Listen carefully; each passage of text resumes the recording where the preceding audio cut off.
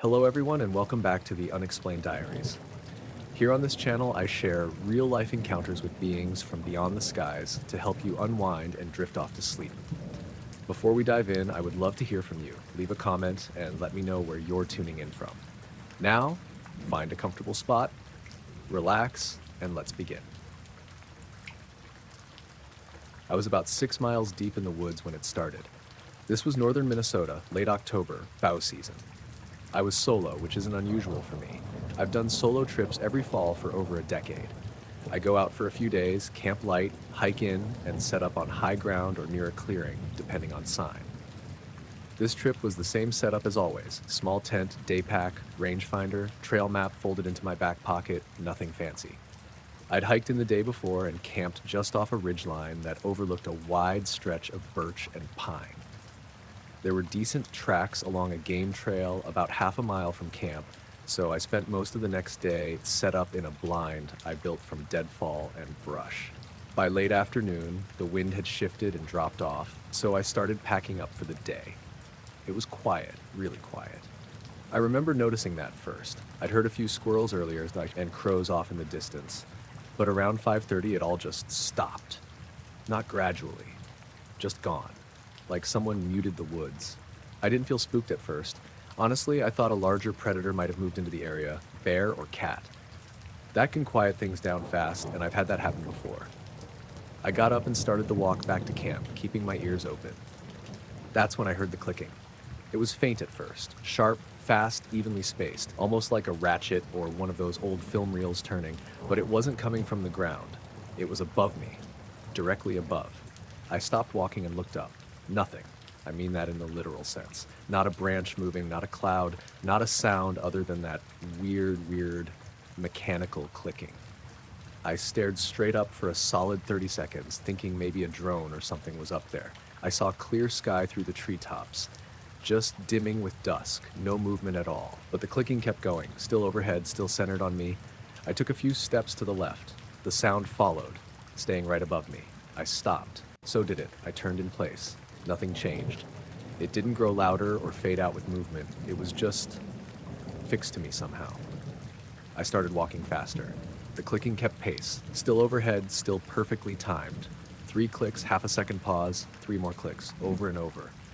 I tried to outpace it, to change direction quick and throw it off, but it didn't matter. It stayed locked above me like it was anchored to my position. That's when I felt the shift. Not in the air, not a temperature drop or anything like that.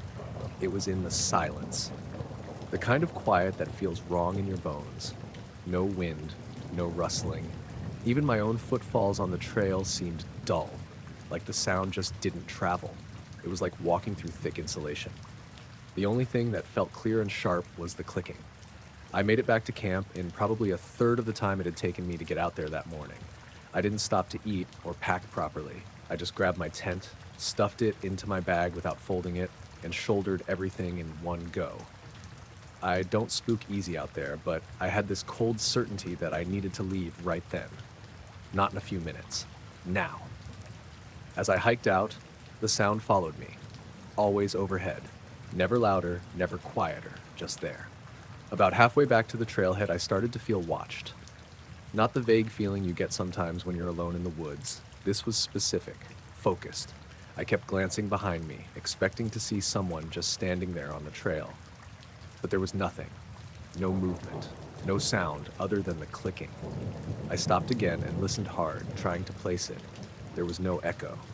It wasn't bouncing off the trees or coming from a direction. It was just sitting in the air, right above me, like it was being piped in from a speaker 2 feet over my head that I couldn't see. I thought about calling someone. I had a sat phone in my pack, in case of emergencies. I even took it out at one point, just to hold it. But I didn't make the call. I didn't even know what I would have said. Hey, something invisible is clicking above me? Around the final mile, something changed again. The clicking stopped. It didn't taper off, it just cut out mid-pattern. Total silence returned. But it didn't feel like relief. The woods weren't back to normal. There were still no insects, no distant birds, no underbrush movement. Just that thick, blank silence again, but now with no clicks. I remember pausing and straining to hear anything at all. My own breathing felt muffled. It was like being underwater. I didn't stop again after that. I made it back to my truck with the sun barely hanging on the horizon, threw my gear in the bed and climbed in. I sat there for a minute with the engine off, windows down. The silence was still there. I should have been able to hear wind in the trees or cars on the distant highway, but I heard nothing. Then, just as I turned the key in the ignition, the normal sounds came back, in a wave.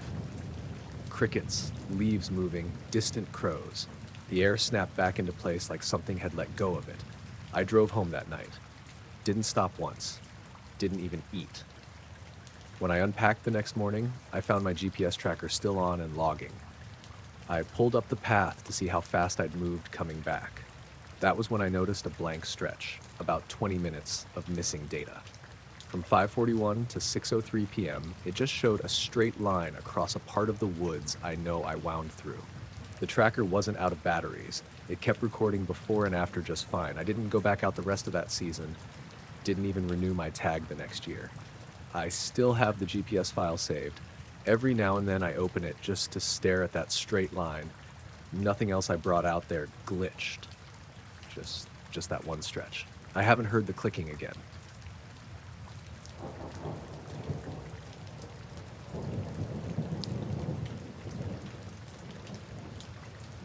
It was a cargo run. Nothing exciting. Middle of October, clear skies, night flight from Phoenix to Spokane. I'd done that route maybe a dozen times over the years. I flew solo, small twin prop, low altitude, not down in the weeds or anything, but not up with the big boys either. Usually quiet, routine stuff. Just me, the hum of the engines, and radio chatter on the background frequency. I was cruising at 11,000 feet, maybe halfway through Nevada, somewhere near Ely, I think. No weather on radar, no turbulence, just smooth sailing, clear visibility, stars out. I had the autopilot set and was sipping lukewarm coffee from a metal thermos that always tasted faintly like jet fuel, no matter how well I cleaned it. Then I saw it. Off my left wing, maybe a mile out. At first, I thought it was just another aircraft. Looked like steady running lights. White and red, gliding along, same direction, same speed. It didn't approach or fall back, just sort of matched my trajectory. That wasn't unheard of. Sometimes I'd catch glimpses of commercial flights at a distance, especially around busier corridors. But this one felt off. For one, it wasn't on the radio. I keep a separate receiver scanning for nearby aircraft, and there'd been nothing. No call-ins, no altitude announcements, no chatter. That bugged me. Second, it wasn't on ADS-B. That's basically real-time tracking. If anything with a transponder is out there, it should ping on my tablet. This thing didn't. No signal, no ID, no altitude readout, just blank space. I kept watching it, trying to convince myself it was probably military. There's bases scattered all over the desert out there, maybe a test flight, maybe just something with transponder off for whatever reason. But it didn't look like a military craft. No strobes, no tail light, nothing blinking. Just those two steady points of light, one red, one white. Same brightness, never flickering, never changing.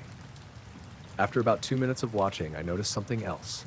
It wasn't drifting relative to me. When you're both moving at high speed in the same direction, you'll usually get some kind of parallax. One plane shifts slightly compared to the other as flight paths converge or diverge. But this one stayed in exactly the same spot relative to my position. Dead even, like it was tethered to an invisible track. I called it out to ATC just to be safe. Center, this is 4902 Golf. Got visual on unknown traffic 9 o'clock low, about a mile out. No ADS-B. Pause. Then they came back, calm as usual. 4902 Golf, negative traffic in your vicinity. Confirm visual? Affirmative. Constant bearing. Appears to be pacing. No contact on secondary. They gave me another pause, then asked if I wanted to divert. I said no. I still wasn't scared at that point, just confused. Curious. About 5 minutes in, I reached for binoculars I kept tucked near the dash. Took a quick look, expecting to catch some detail.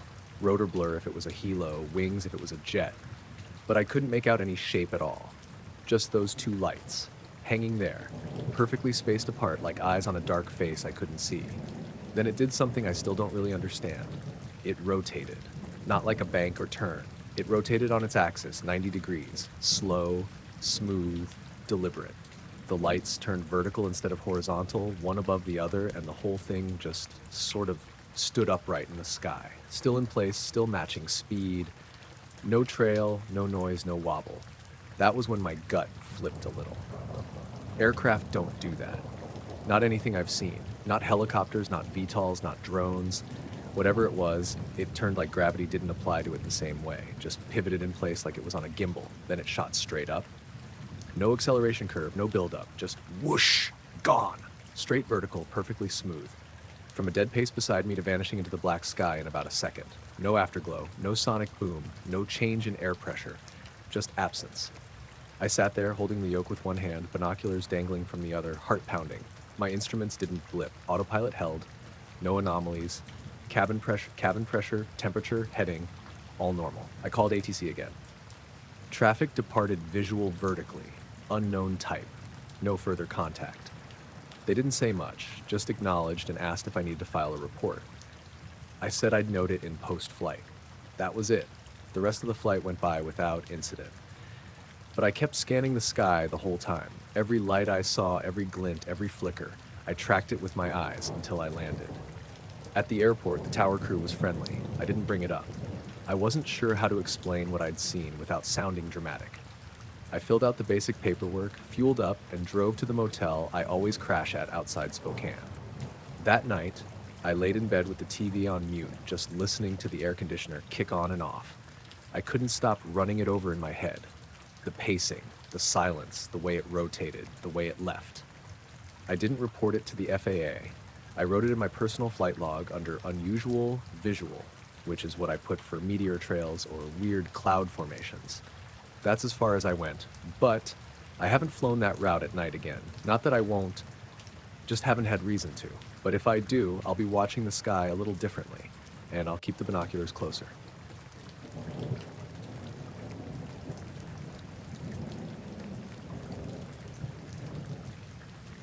I was driving back from my sister's place in Greenridge.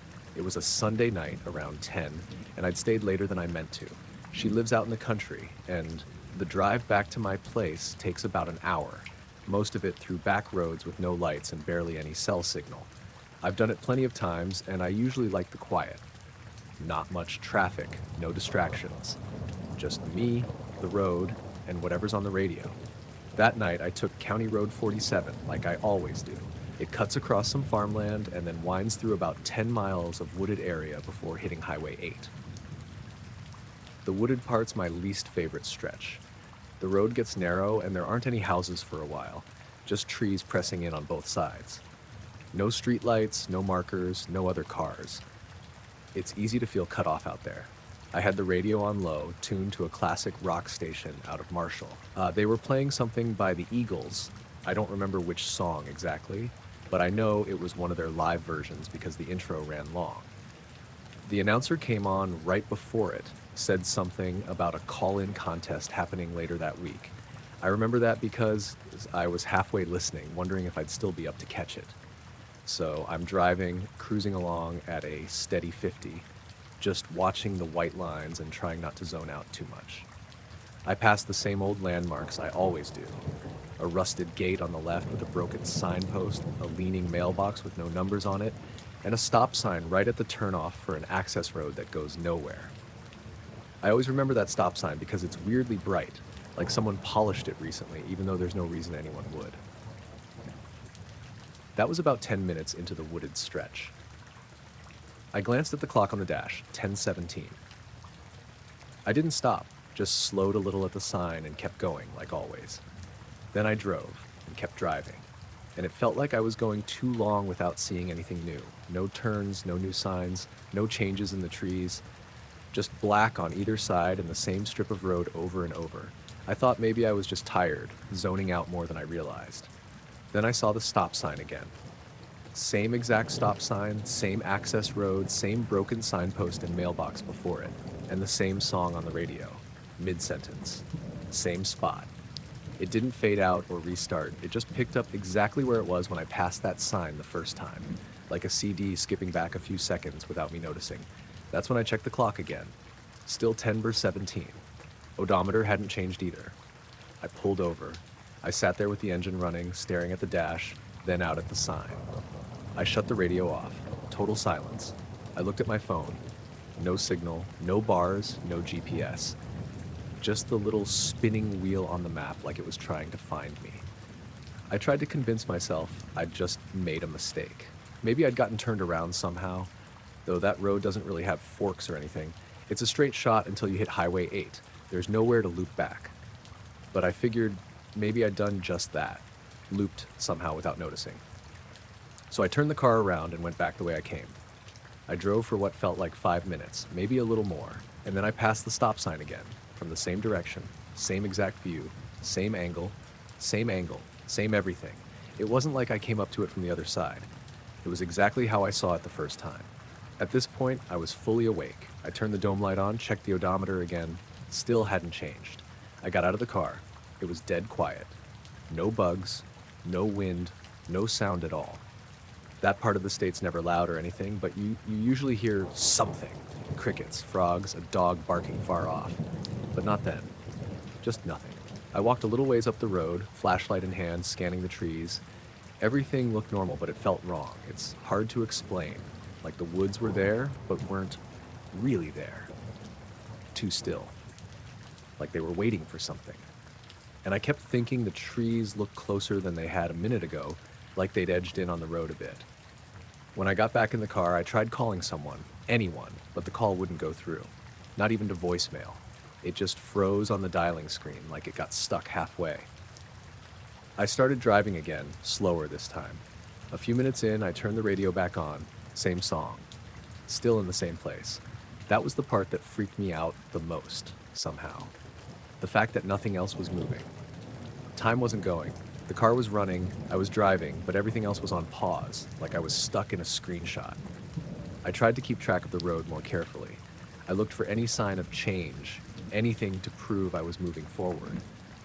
I watched the white dashes go by, counted the seconds between them, looked for new potholes or gravel patches, but nothing changed. After what felt like another 10 minutes, the car shuddered. Not like something broke, more like I'd hit a patch of rough road, but everything looked smooth. The wheel didn't jerk, no sound from the tires, just a quick, deep vibration through the frame. Then I saw headlights in the distance. Coming toward me, maybe half a mile off. I slowed down, kept my eyes on them, but they didn't move. Didn't get any closer, just sat there hovering at the same distance. I kept driving, and the lights stayed exactly where they were. Not brighter, not dimmer, like they weren't attached to anything, like they were just there.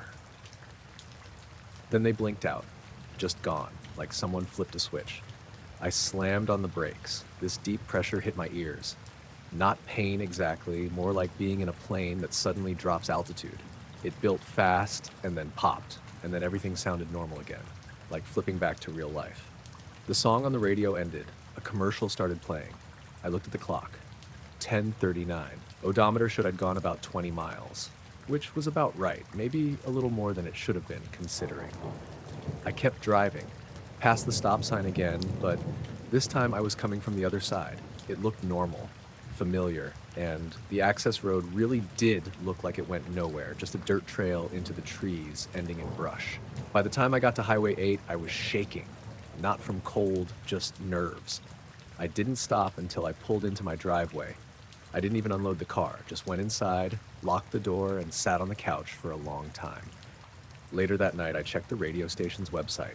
They list the songs they play by time. According to the log, the Eagles track should have ended around 10:20, which fits. But I heard the same line of that song 3 different times, mid-sentence. Every time I passed that sign. I haven't driven that road since.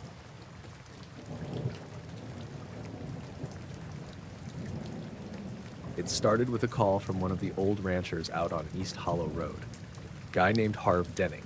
I'd known Harv since I was a kid. Grumpy old man, always thought kids were trespassing even when they weren't. He called dispatch around 9:30 p.m., said there was a fire in the sky over his east field. Not a brush fire, not lightning. Just said, looks like a star caught fire and forgot how to fall. I was already out on patrol, so I swung over. Figured it'd be a busted weather balloon or maybe one of those weird drone setups people mess with these days. I didn't expect to see anything, honestly. But when I pulled up to his property, he was already out at the edge of his driveway, coat half on, pointing toward the tree line. I got out, asked him where this fire was. He didn't say anything for a second, just squinted past me, then pointed again. There, between the two pines. Low. You see it? I followed his finger, and I did see something. Not fire exactly, just this red light. Almost like a flare had gotten stuck in place maybe 100 feet above the ground. A few hundred yards out, didn't flicker, didn't move, just glowed. Deep red. Too bright to be a star. Too low. No sound, no beam, just the light. Harv said it had been there for 20 minutes. I asked if it had moved. He said not an inch. I walked back to my cruiser to get the binoculars I keep in the glove box. When I looked through them, the light didn't get any clearer. No shape, no blinking, no structure, just a solid red glow hanging in the dark. And then I lowered the binoculars, and it was gone. Not faded, gone. Harv swore he didn't see it leave either. That would have been that, but 2 hours later I got another call, this time from the other side of town, Barlow Creek near the old mill. A woman named Trina Linscomb said there was a strange red light over the water. She said it wasn't moving, just hanging there like a burning marble. That's what she called it. I drove out there. She met me in the gravel lot near the boat launch. Said it had been there a few minutes and that her dog wouldn't stop whining. I looked where she pointed. Nothing. I asked which direction the light had been facing, and she said almost due east, just across the creek. I walked out to the edge of the launch and stood there for a while. No light, but the whole area felt, I don't know, flat, like the air had been emptied out. I'm not saying that makes sense, but that's how it felt. After that, the calls started coming in more often. Always the same thing, a red light like a star on fire, never high in the sky, always hovering just above the trees or over a field. Never moving, never making sound. People said it made them feel weird. Not scared exactly, just watched. I tried logging a few of the reports. After the fourth or fifth, I stopped writing them down. Didn't know what I was supposed to write. There was never anything to follow up on. By the time I'd get there, the light would vanish. Nobody ever saw it up close. Nobody ever got it on camera. It didn't show up on phones. One guy claimed he tried filming it for almost a full minute. When he checked the footage, there was nothing. Just black sky and the sound of him breathing. No red, no light. The weirdest part was that it never showed up in more than one place at a time. I mean, that literally. If someone saw it near the highway, nobody would be seeing it anywhere else until it vanished from there. Then it might show up on the far side of town or out by the lake. Never two reports at once. And I started noticing something else. Every time someone saw it, they were alone. Always. No group sightings, no couples, no families, just one person at a time. People walking their dog, driving home, taking out trash, sitting on a porch. If someone went out with a friend to look for it, nothing would show up. But if they went alone, even just 10 minutes apart, someone might see it. I did see it again. Twice. The second time was out past the silo behind Bailey's farm. I was just driving back into town and happened to glance over through the passenger window, and there it was, low above the hill, red and sharp and still. I pulled over, killed the engine, and watched it through the windshield. I don't know how long I sat there. It didn't move. After a while, I got out of the car, just stood by the door and looked at it. I couldn't tell if it was far away or just small and hovering close. It didn't cast any light on the trees beneath it. It should have. It was bright enough it should have lit up everything around it, but it didn't, like it was cut out of the sky instead of glowing. I remember whispering something, I don't even remember what. Maybe asking what it was, maybe saying my own name out loud like I wanted it to know who I was. I don't know why. I just stood there, waiting for it to move. But it didn't. And then I blinked, and it was gone. No noise, no streak across the sky, no shift, just not there anymore. I got in my car and sat with the door open for a bit, trying to shake this weird buzzing in my legs. Not actual sound, just this nervous, electric feeling in my muscles, like I was about to run even though I wasn't planning to. Eventually I drove home. The third time I saw it was the last. It was nearly 5 in the morning. I was coming off shift, driving past the old drive-in theater, which hasn't run since the early 2000s. That whole field's empty now, just weeds and the old screen still standing. As I passed, I saw it out over the screen, low again, red, brighter than before. I slowed the car, but didn't stop. I don't know why, but I didn't want to look directly at it this time. It felt different, heavier. I kept driving, and when I glanced back in the rearview mirror, I saw it dip, just a few feet lower, like it had moved for the first time, and I swear it was behind me, not chasing, not flying, just there at the same speed I was going. I kept glancing at the mirror every few seconds, and it stayed perfectly the same distance behind me, not gaining, not falling back, just floating like it was keeping pace. That lasted maybe 3 miles. Then I passed under the overpass by Main Street, and when I came out on the other side, it was gone. I pulled over, got out, walked a few steps into the grass, and looked around. Nothing. That was almost a year ago. Haven't seen it since, but sometimes when I drive past certain places, old fields, quiet stretches of highway, I catch myself looking up at the same spot in the sky without meaning to. Not because I think it'll be there, just because.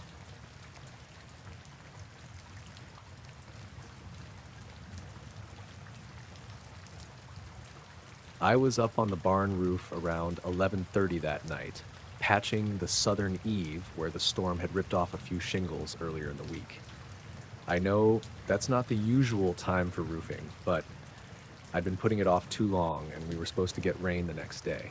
The floodlight on the corner of the house lit up the yard just fine, and the moon was out, full, bright, no clouds, so I figured I had a good couple hours of decent visibility left. It was quiet, no wind, the kind of stillness where you hear every creak of the ladder, every rustle in the grass.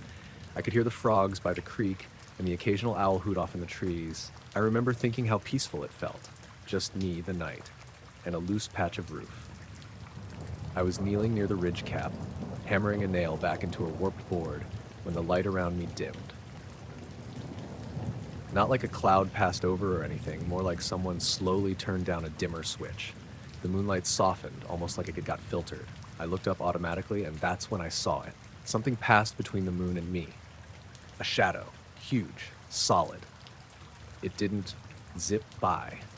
It just glided, slow enough that I had time to stand up and watch it move across the moon's face, but fast enough that I didn't catch every detail. No lights, no sound. Just this massive black shape that looked wrong against the sky. Not bird wrong, not plane wrong, just off. It wasn't a normal shape either. Not round, not like a blimp or a balloon, more like a long, uneven oval with jagged edges, but not in a broken way, more like it was designed that way. Kind of reminded me of a manta ray, except not alive and not flying the way it should have been. It had a kind of drift to it, but it didn't bob or tilt like you'd expect. It stayed perfectly level, like it was on rails or something. I froze. I wasn't scared at first, just confused, trying to make sense of what I was seeing. It passed fully across the moon in maybe 5 seconds. Then it was just gone, blended back into the sky. I looked all around, waiting to hear something. A plane engine, rotor blades, anything. But there was nothing, not even the frogs or the owl anymore. I stayed up there for another minute or two, just staring at the sky. My hands were still holding the hammer, but I didn't do anything with it. After a while, I climbed down and walked out into the middle of the yard, trying to spot it again. I checked my phone to see if there were any aircraft nearby. Nothing. I've got one of those flight tracker apps. I refreshed it 3 times. No registered traffic overhead, no choppers, no weather balloons, nothing within 50 miles. I figured maybe it was some kind of stealth thing or test aircraft, but I live out in Missouri. Closest base is a couple hours away, and even then I've never seen anything like that. I grew up around planes. My dad flew crop dusters. I've seen jets, gliders, weather balloons, drones, even one of those experimental UAVs once at an air show. This wasn't any of that. Back in the house, my wife was asleep. I didn't wake her. I just sat on the couch for a while, going over it in my head. Tried to sketch what I saw on a notepad, but it came out looking stupid. Just a black blob. The thing didn't have defined wings or lights or windows. Just a shape that didn't belong. Later that night, around 3 a.m., I got up to get a drink and glanced out the back window. The barn was still there, nothing unusual, but the motion sensor light on the shed was flicking on and off, like something was just barely triggering it and then moving away. It's a decent sensor, doesn't get tripped by bugs or wind. I went outside with a flashlight and walked the property. Found nothing. The weird part was that the goats were all huddled at the far end of the pen, pressed against the fence. They usually sleep scattered, lying in the straw. That night they looked spooked, ears up, eyes fixed on the tree line. They didn't make a sound. I watched for a while, then went back inside. Figured maybe a coyote or raccoon had passed through. Next morning I checked for tracks. Didn't find any. Not near the shed, not near the pen. Ground was soft from the last rain, so something should have shown up. Nothing did. I asked around at the feed store later that week if anyone had seen anything weird in the sky, but no one had. Not even Jim, the guy who lives up on the ridge and spends half his nights on his porch with binoculars. He said he hadn't noticed anything out of the ordinary, but he did mention the dogs on his property had gone nuts around midnight. Barking at nothing, he said. That was about half an hour after I saw the shadow. I never filed a report or anything. What would I say? Saw a big shape pass in front of the moon and then vanish? Didn't seem like something the FAA would care about. But every once in a while I think about it. Like when the barn creaks weird at night, or the goats act skittish for no reason. I'll catch myself looking up more often now when I'm outside after dark. It's been about 6 months. Nothing like it has happened again, but that night hasn't stopped nagging at me. The shape, the silence, the way the light changed just before it passed over. I don't know what it was. I just know it was up there.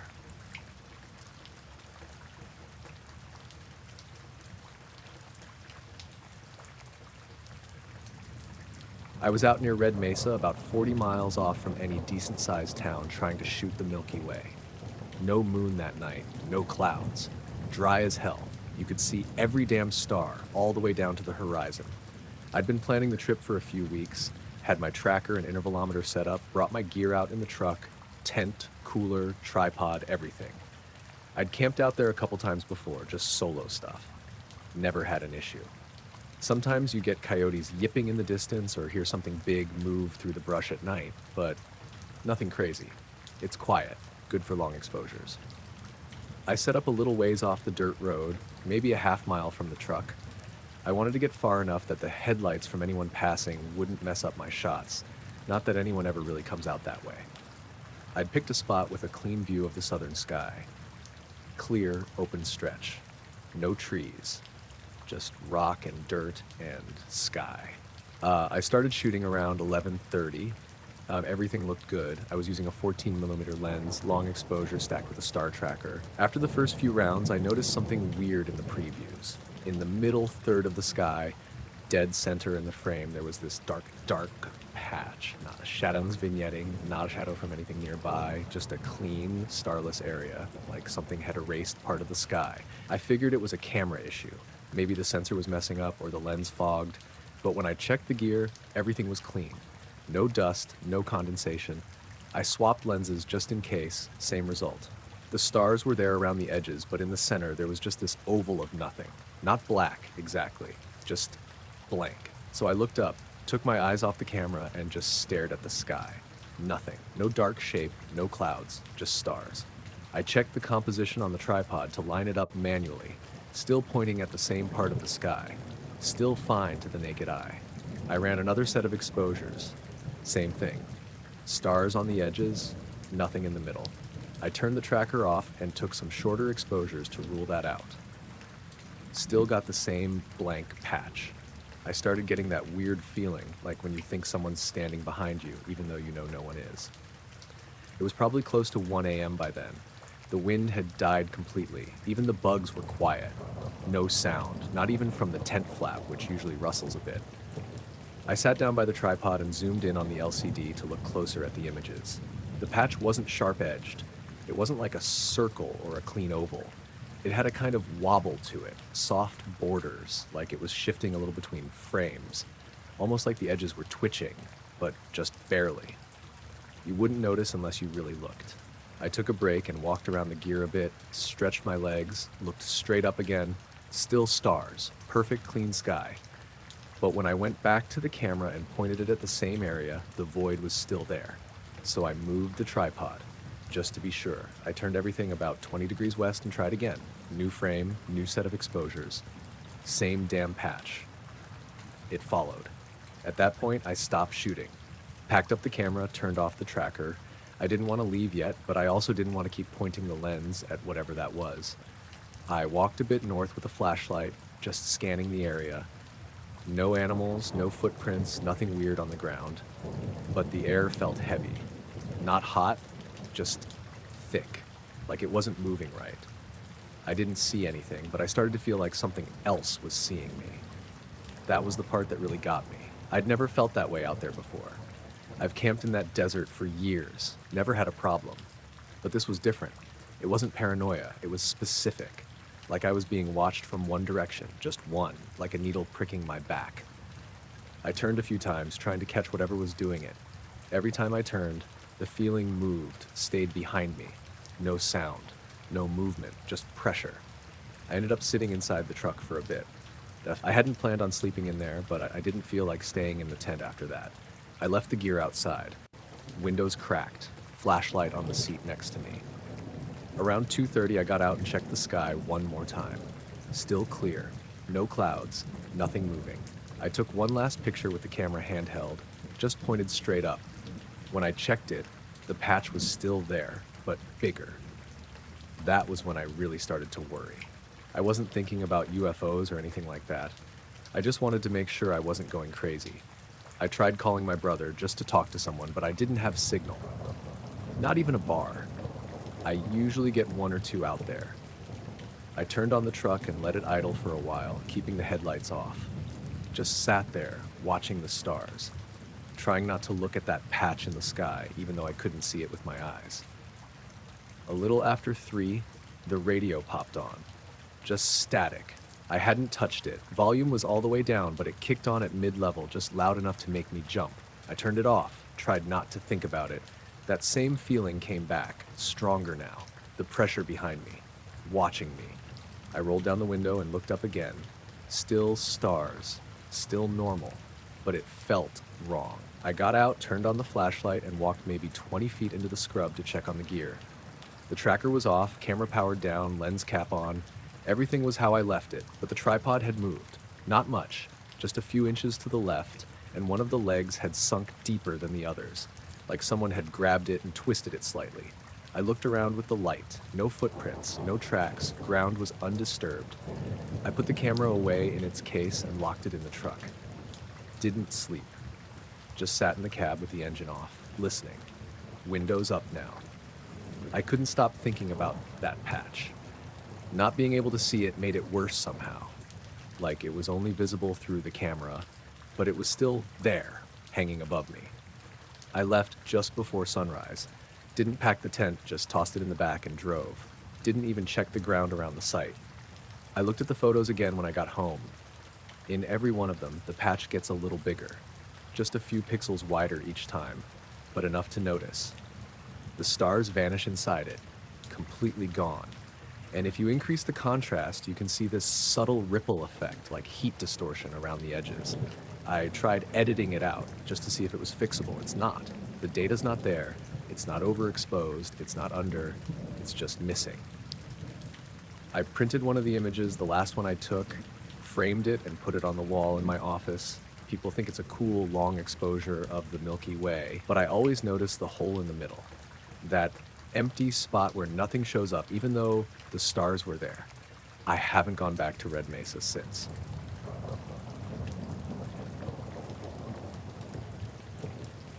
We were camping just outside of Flagstaff. My friend Drew's dad had dropped us off at this spot near a Forest Service road a little ways up the mountain. I think it was called Freidline Prairie or something close to that. Just a basic clearing in the pines, maybe 40 yards from the gravel road. I was 16, Drew was 17. It was early August, still warm, but cooling off fast at night like it always does up there. There were 3 of us, me, Drew, and Eric. We'd planned to stay out 2 nights, just a little trip before school started. No cell service, no tents except the one we shared, no bathrooms. Just a campfire ring and the woods. We brought a cooler, sleeping bags, some snacks, and a Bluetooth speaker. Normal stuff. First night was uneventful. We stayed up late talking about nothing and trying to freak each other out with dumb stories. Eric kept pretending he heard branches snapping, but it was all for laughs. There were no other people around, no other campsites nearby. Closest thing was the occasional truck you'd hear in the distance on the gravel road, but nothing closer than that. I remember falling asleep to the sound of cicadas and a breeze moving through the trees. Totally normal. It's the second night I can't explain. I went to bed before the other two. Not much earlier, maybe 15 or 20 minutes. I was tired and it had gotten colder than I expected. I climbed into my sleeping bag, pulled the hoodie over my head, and just kind of drifted out. The last thing I remember was Eric still fiddling with the fire, throwing pine needles in to make sparks. When I woke up, it was still dark. Not early morning dark, just full-on middle of the night black. No firelight, no moon, no sound. I couldn't hear the wind anymore. Even the bugs were quiet. I didn't sit up right away. I was half awake, just kind of staring at the roof of the tent. Then I noticed it felt colder than before. I reached over to pull the sleeping bag tighter and realized it was already zipped up to my chin. I couldn't remember doing that. After a minute, I started realizing something felt off. The kind of off you can't explain, you just feel. The air inside the tent was colder than it should have been, and it smelled different. Like that smell when you first unzip a tent after it's been packed away for a while. Musty. Not like the clean pine smell we'd had the whole time. I turned to check on Drew and Eric. I could see their sleeping bags, but not their faces. They were both zipped up tight, lying still. Too still. I didn't hear any breathing or snoring.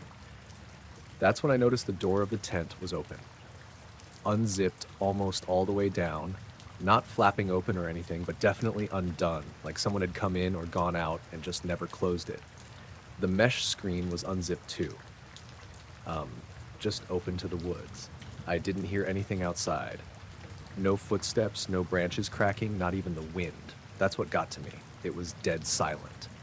Then I saw my flashlight. It was sitting just outside the tent, upright, maybe 2 feet from the entrance. It was turned on, the beam pointed straight up into the air, cutting through the dark. I could see it glowing faintly through the flap.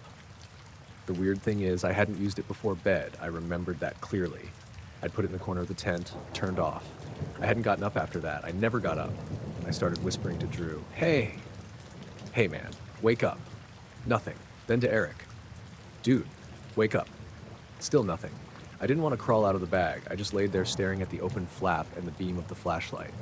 My heart was pounding, and I felt this heaviness in my chest, like my body didn't want to move, even if I tried. But after a few minutes, I sat up. I was shaking. I reached over and nudged Drew. He didn't move, so I shook him harder and said his name louder, almost yelling. Finally, he jerked and made this weird sound, like a sharp inhale. Then he sat up and looked around like he didn't know where he was. I asked him if he'd unzipped the tent or used my flashlight. He just said, "What?" a couple times and rubbed his eyes. Eric woke up the same way, slow, confused. Neither of them remembered hearing anything. Neither of them knew why the tent was open. Drew thought maybe I had gone out to pee and forgot to zip it, but I hadn't. I told them again I didn't touch the flashlight, that it was on and standing up outside, pointed at the sky. They both kind of brushed it off, but I could tell they were unsettled. Drew got up and zipped the door shut.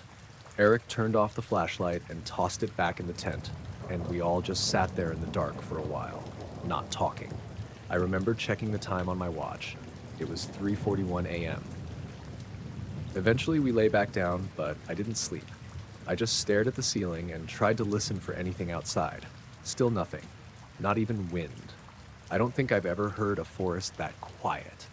When the sun finally started coming up, we packed up fast. No one said it, but I think we all just wanted to be out of there. We didn't even eat breakfast, threw everything in the bags and walked the mile back to the road to wait for Drew's dad to pick us up. On the way back, I asked again, one more time, if either of them had messed with the tent or my flashlight. Both swore they hadn't. I checked the battery level on the flashlight later. It was almost full. Still don't know how it ended up standing upright like that, or why it was on, or why none of us heard anything.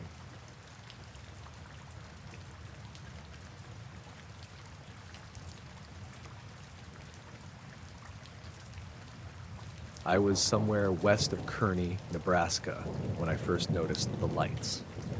It was a little after 3 in the morning. I'd been on the road since around 9 the previous night, hauling refrigerated freight from Indianapolis to Salt Lake. pretty standard run. I usually take I-80 the whole way, long, straight, boring. I prefer it that way. I was in the middle of that dead stretch between towns where everything's just fields and sky. Not even billboards, just the occasional mile marker and the hum of the tires. I wasn't tired exactly. I'd had coffee in Grand Island, but I was zoning a bit. Cruise control was on, AM talk radio, turned down low, the kind of driving where you stop thinking about what you're doing. I only noticed the lights because they didn't move. They were behind me at first. I caught them in the mirrors. 3 white dots, all the same size, same brightness, spaced evenly apart. Not headlights. That was my first thought. Maybe a truck with weird running lights or someone hauling something unusual. But they were too high. Not above me, just higher than any headlights would be. At first, I figured maybe it was a plane, something banking slow or coming into alignment. But they stayed the same distance back, mile after mile. If it was a plane, it was keeping pace perfectly. After about 15 minutes, I started really watching. The spacing between them never changed. No blinking, no red or green nav lights, just white, like stars but too low and too bright for stars with the moon out. They weren't moving forward, just floating back there. I tapped the brakes once lightly, not enough to slow down much, just enough to see if they'd respond. Nothing changed. They held position, maybe half a mile back and slightly off the road to the left. No sound either. I rolled the window down to listen, but all I heard was wind and the highway. It started bothering me. I'm used to weird stuff on the road. People driving without lights, deer standing in the middle of nowhere, even drones once or twice. But this felt different. There was no behavior I could match it to. If it was a plane, why stay fixed behind me for that long? If it was a drone, who was flying it in the middle of nowhere at 3 a.m.? I passed an exit, just one of those little county roads with no services. I thought about pulling off, seeing if they followed. But I kept going. The thought of stopping didn't sit right with me. I don't know why, just felt wrong. After another 20 minutes, they were still there. I got this idea to flash my high beams. Not in any pattern, just quick on and off to see if they'd react. Nothing, not even a flicker. I kept checking the mirrors every 30 seconds. Sometimes I'd lose them when the road curved a little or dipped. But as soon as it leveled out again, there they were, perfectly spaced. At some point I looked at the dash clock. It was 4:06. I remember because I'd told myself I'd stop at the next decent truck stop after 4. I passed a rest area sign not long after that, but again, I didn't stop. The lights were still there, and I didn't like the idea of getting out of the cab. Then they moved. I was glancing in the left mirror when it happened. 1 second they were behind me, same position as always. The next second, they shot sideways, not forward, not toward me, sideways, all 3 at the same time, like they were locked together. No arc, no buildup, just a straight horizontal shift across the sky, way faster than anything I've ever seen. They went from behind me to out over the open fields at maybe a 45-degree angle from the truck. Then they stopped again. I slowed down, actually hit the brakes this time. They stayed put, not jittering or adjusting, just stopped like before. And then, maybe 10 seconds later, they zipped again. Straight up. Gone. Not faded. Just gone. I pulled over onto the shoulder, sat there with the engine idling, 4 ways on, just looking out over the fields. There was nothing. No sound, no motion, just the faint orange glow of the instrument panel and the crunch of gravel under the tires. I got out and walked a little ways from the truck. No traffic in either direction. Nothing overhead. Sky was totally clear. Moon to the west, stars out everywhere else. I stood there for maybe 5 minutes, not really expecting them to come back, just trying to make sense of it. Then I heard the engine stutter. I turned back, thinking maybe I'd accidentally tapped the key or the gear shift. But I was still in neutral, brakes set.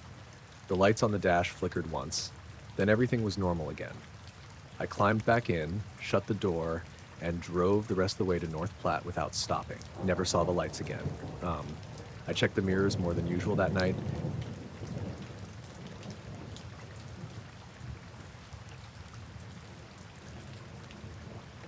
I was about 3 miles up on the Pine Ridge Loop when it happened. Early fall, late September. It was one of those hikes I'd planned last minute, just trying to squeeze in something after work before the days got too short. I got to the trailhead later than I meant to, around 5:30, so I knew I'd be racing sunset a bit, but uh, I had a headlamp in my pack and figured I'd turn around halfway if I lost light. The first couple miles were normal. Trail was dry, air was cool. It had that early autumn quiet to it. No bugs, not much wind, just the sound of my boots and the occasional squirrel bolting across the trail. I only passed one other person, a guy heading back toward the lot with earbuds in. We nodded and kept moving. By the time I reached the ridgeline, the sun was starting to dip below the far side of the valley. I stopped at the top to take a break. There's this flat rock outcrop that looks west across the trees and the hills beyond, and I've sat there before during longer hikes. It's a peaceful spot. Usually you can see a few birds circling or a deer trail down below. That evening, though, there wasn't much of anything, just stillness. That's when I saw it. At first I thought it was a drone. It was hovering maybe 150 feet above the ridge on the opposite side of the valley, not moving, just sitting there, reflective, not fleck bright or flashing, just catching the light in this weird, dull way, like the way metal looks underwater. The shape was hard to make out. It wasn't round exactly, and it wasn't sharp-edged either. Kind of like a stretched-out drop, almost. It didn't wobble or shift like most drones do when they're holding position. It was perfectly still. I stood there for a few seconds just watching it.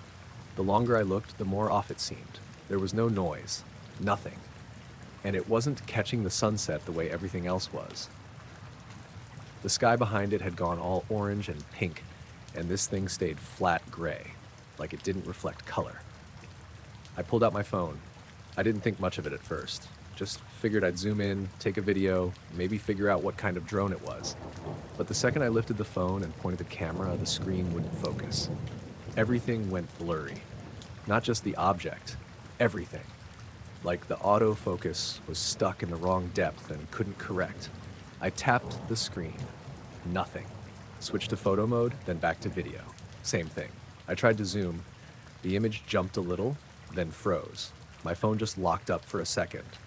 I lowered it to look at the screen, and that's when I saw the battery indicator drop, like physically drop, straight from 89% to 0%. It didn't fade. It didn't say low battery or give a warning, just 89 to black. The screen went dead. I stood there with the phone in my hand, totally still. I didn't move or say anything for a solid minute, just stared across the ridge.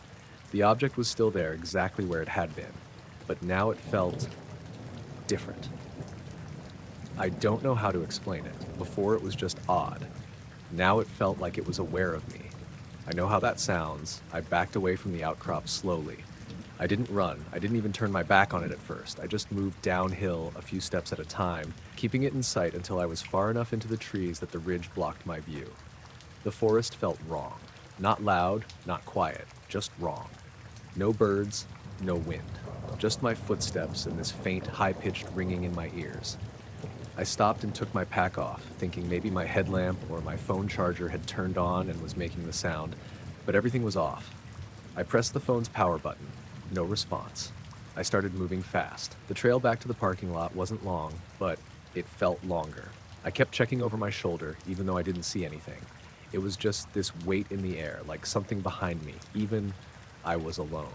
I passed a wooden signpost about a mile from the trailhead, the one that says Trail 4A and has a little arrow carved into it.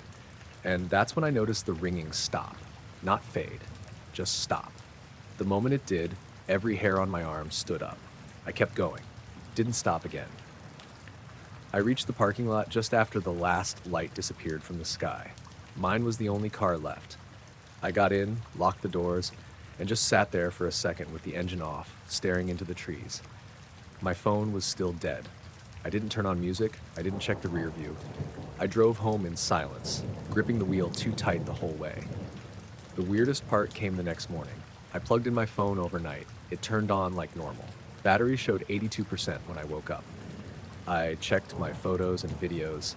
Nothing from that hike, not even the stuff I took earlier on the trail. My entire camera roll from that day was gone. And the timestamp for the last file saved? 4:17 p.m., over an hour before I reached the ridge.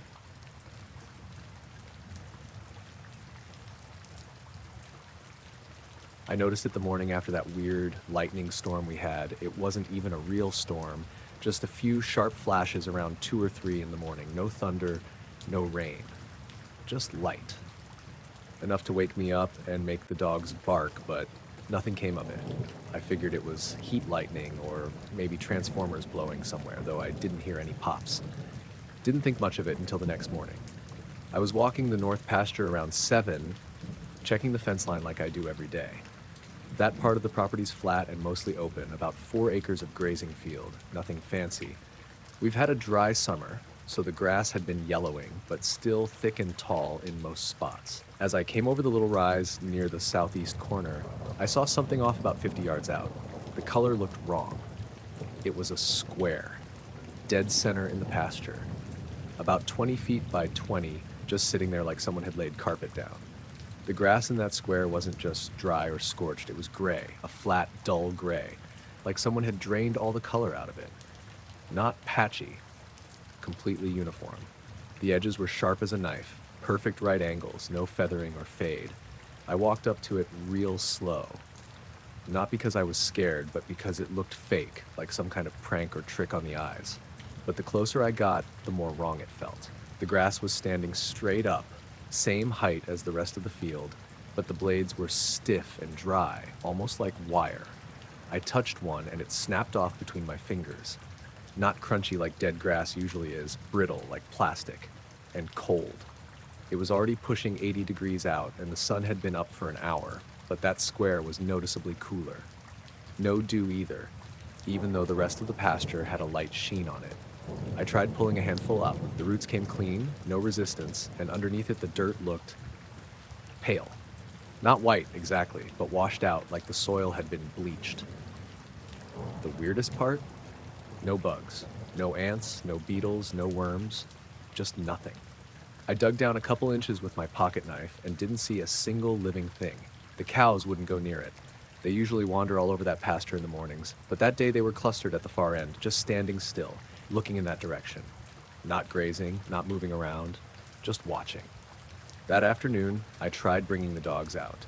I had 2 at the time, both mutts, both curious as hell about everything. But as soon as we got within maybe 20 feet, they stopped. One of them started whining, tail between her legs, and the other growled low and steady, like he saw something I didn't. They both backed away, pulling at their leashes, wouldn't go any closer. The next day the wind picked up, gusty and dry, the kind of wind that usually lays the tall grass flat in waves. But that gray square didn't move. Not a single blade shifted. I stood out there for 10 minutes watching it, and the grass all around it bent and swayed, but the square stayed perfectly still, like it was sealed off from everything around it. I didn't tell anyone right away, partly because I figured it might go away on its own, and partly because I didn't want to sound like I was losing it.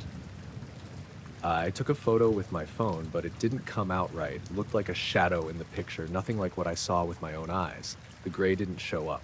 It just looked darker, like the grass had been matted down. A few nights later, I woke up to this buzzing sound.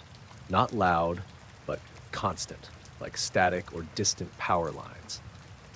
I figured maybe something was wrong with the barn's breaker panel, so I went out with a flashlight. The sound wasn't coming from the barn, it was coming from the pasture.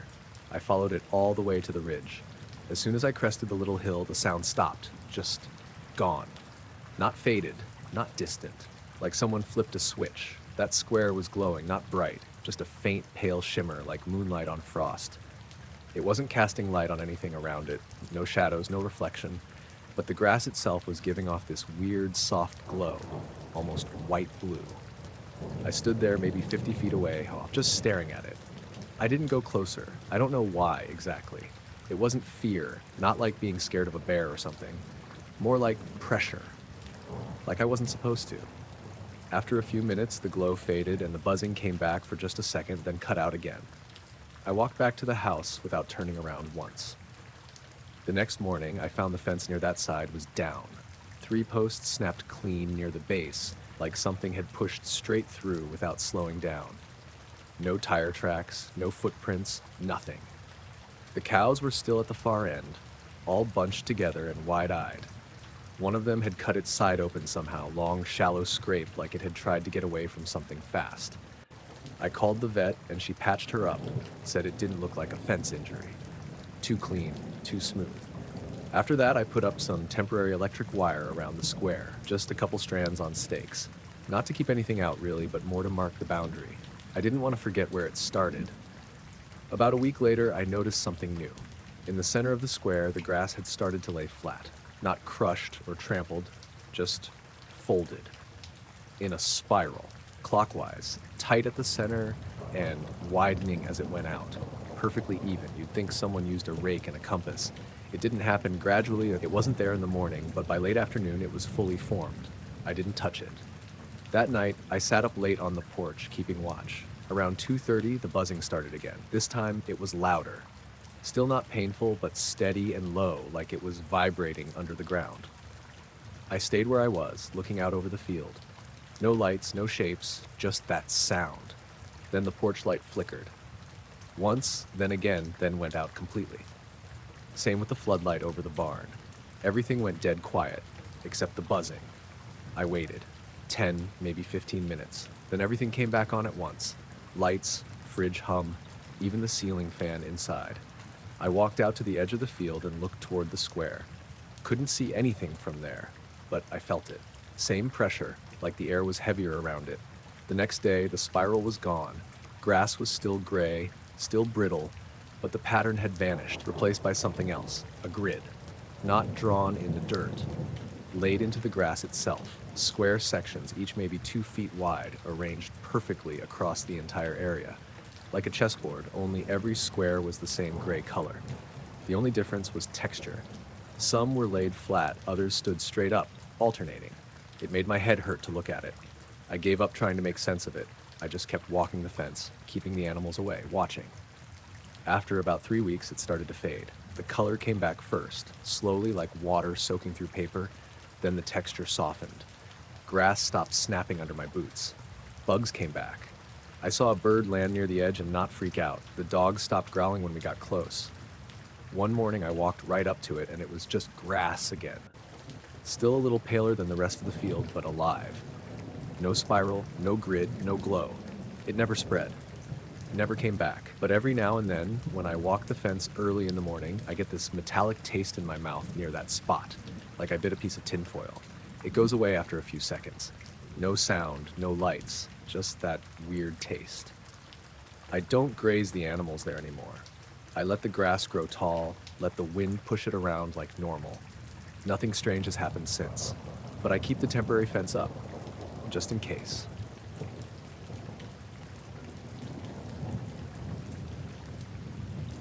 I'd been hiking alone for a few hours, just me and the trail. It was late summer, early evening, the kind of time when the sun's starting to dip, but there's still plenty of light. I was heading up this ridge in a national forest I'd been to before. Nothing too wild, but remote enough that I didn't expect to see anyone else. I just needed to get away from everything for a while. The hike itself wasn't anything special. The usual birds calling, the wind through the pines, the buzz of insects. I remember thinking how nice it was that the weather held up, no rain in sight. I kept a steady pace, stopping now and then to catch my breath or look back at the valley below. The air smelled like pine needles and dirt, and the light was softening as the sun sank lower. When I finally got close to the top of the ridge, something felt off. I was used to a bit of wind there. Ridges catch the breeze, and usually you get birds circling overhead or a squirrel or two darting through the trees. But this time, none of that was happening. I stopped and looked around, expecting to hear at least the usual ambient sounds of the forest. Nothing. No wind rustling the leaves, no birds chirping or calling, no insects buzzing or crawling. Just silence. Dead silence. The kind that's too complete, the kind that makes your ears ring a little because your brain is desperate for something to focus on. At first, I thought maybe it was just a calm moment, like a lull before a storm or something. So I stood there for a minute, trying to listen. That's when I noticed a faint hum. It was barely there at first, almost like white noise, but then it got clearer. The weird part was that it wasn't coming from any one direction. It filled the air evenly, like the whole ridge was humming. I put my hand over my mouth, hoping to block out the sound and maybe focus on natural noise again, but the hum didn't go away. It felt low and steady, vibrating through the air. The strange thing was the way it affected me physically. I felt this weird buzzing in my teeth, like the fillings in my molars were vibrating in sync with the hum. It was subtle at first, then got stronger, and honestly, a little uncomfortable. I'm not one to freak out easily, but I was starting to feel uneasy. I scanned the ridge around me. The trees were still, the sky was clear, and there was no sign of animals anywhere. Usually, even if you don't see wildlife, you hear something. A bird flapping, a chipmunk running, a branch cracking. But here, it was just that hum and this unsettling quiet. I pulled out my phone to check the time and see if maybe there was some kind of weather alert or something weird reported. No notifications, no unusual weather conditions, nothing. Signal was weak, but still there, which surprised me given how remote this spot was. I took a couple of tentative steps forward, planning to crest the ridge and keep going, but the moment I moved, the hum seemed to pulse a little louder. My teeth started buzzing again, stronger this time, and I felt this pressure building in my head. I stopped, hoping it was just in my imagination. That's when I noticed something else. The usual sense of space was off. I don't know how to explain it exactly, but it was like the air itself felt heavier, thicker, like walking through water, except there was no water anywhere. I looked down at the ground, but the dirt and rocks looked normal, no strange markings, no discoloration. I tried calling out just a quick hello to see if anyone was nearby. No answer, no echo, no sound returning from the trees or valley below, just silence. It got harder to stand still. The hum was constant now, filling my head, making it hard to focus. My teeth hurt a little from the vibration, and I felt dizzy. I thought about sitting down to wait it out, but I didn't want to get stuck up there. Something about the silence felt wrong. I started heading back down the trail, slow and cautious. As I descended, the usual sounds started creeping back in. At first, a distant bird call, then the rustle of leaves as a breeze picked up again. The hum faded gradually, like someone was turning down a volume knob. My teeth stopped buzzing, and the pressure in my head lifted. When I reached the base of the ridge, everything was back to normal. The forest sounded alive again, bugs chirping, birds singing, the wind whispering through the trees. I checked the timestamp on my phone. About 20 minutes had passed since I got to the top of the ridge, but the feeling of that silence and hum stayed with me. I told a few people later, but they just laughed it off. Must have been your ears, or probably some weird radio interference. Maybe they're right. Maybe it was all in my head. But something about that spot on the ridge felt off, like a place caught between two worlds or something. I haven't been back since. Not yet.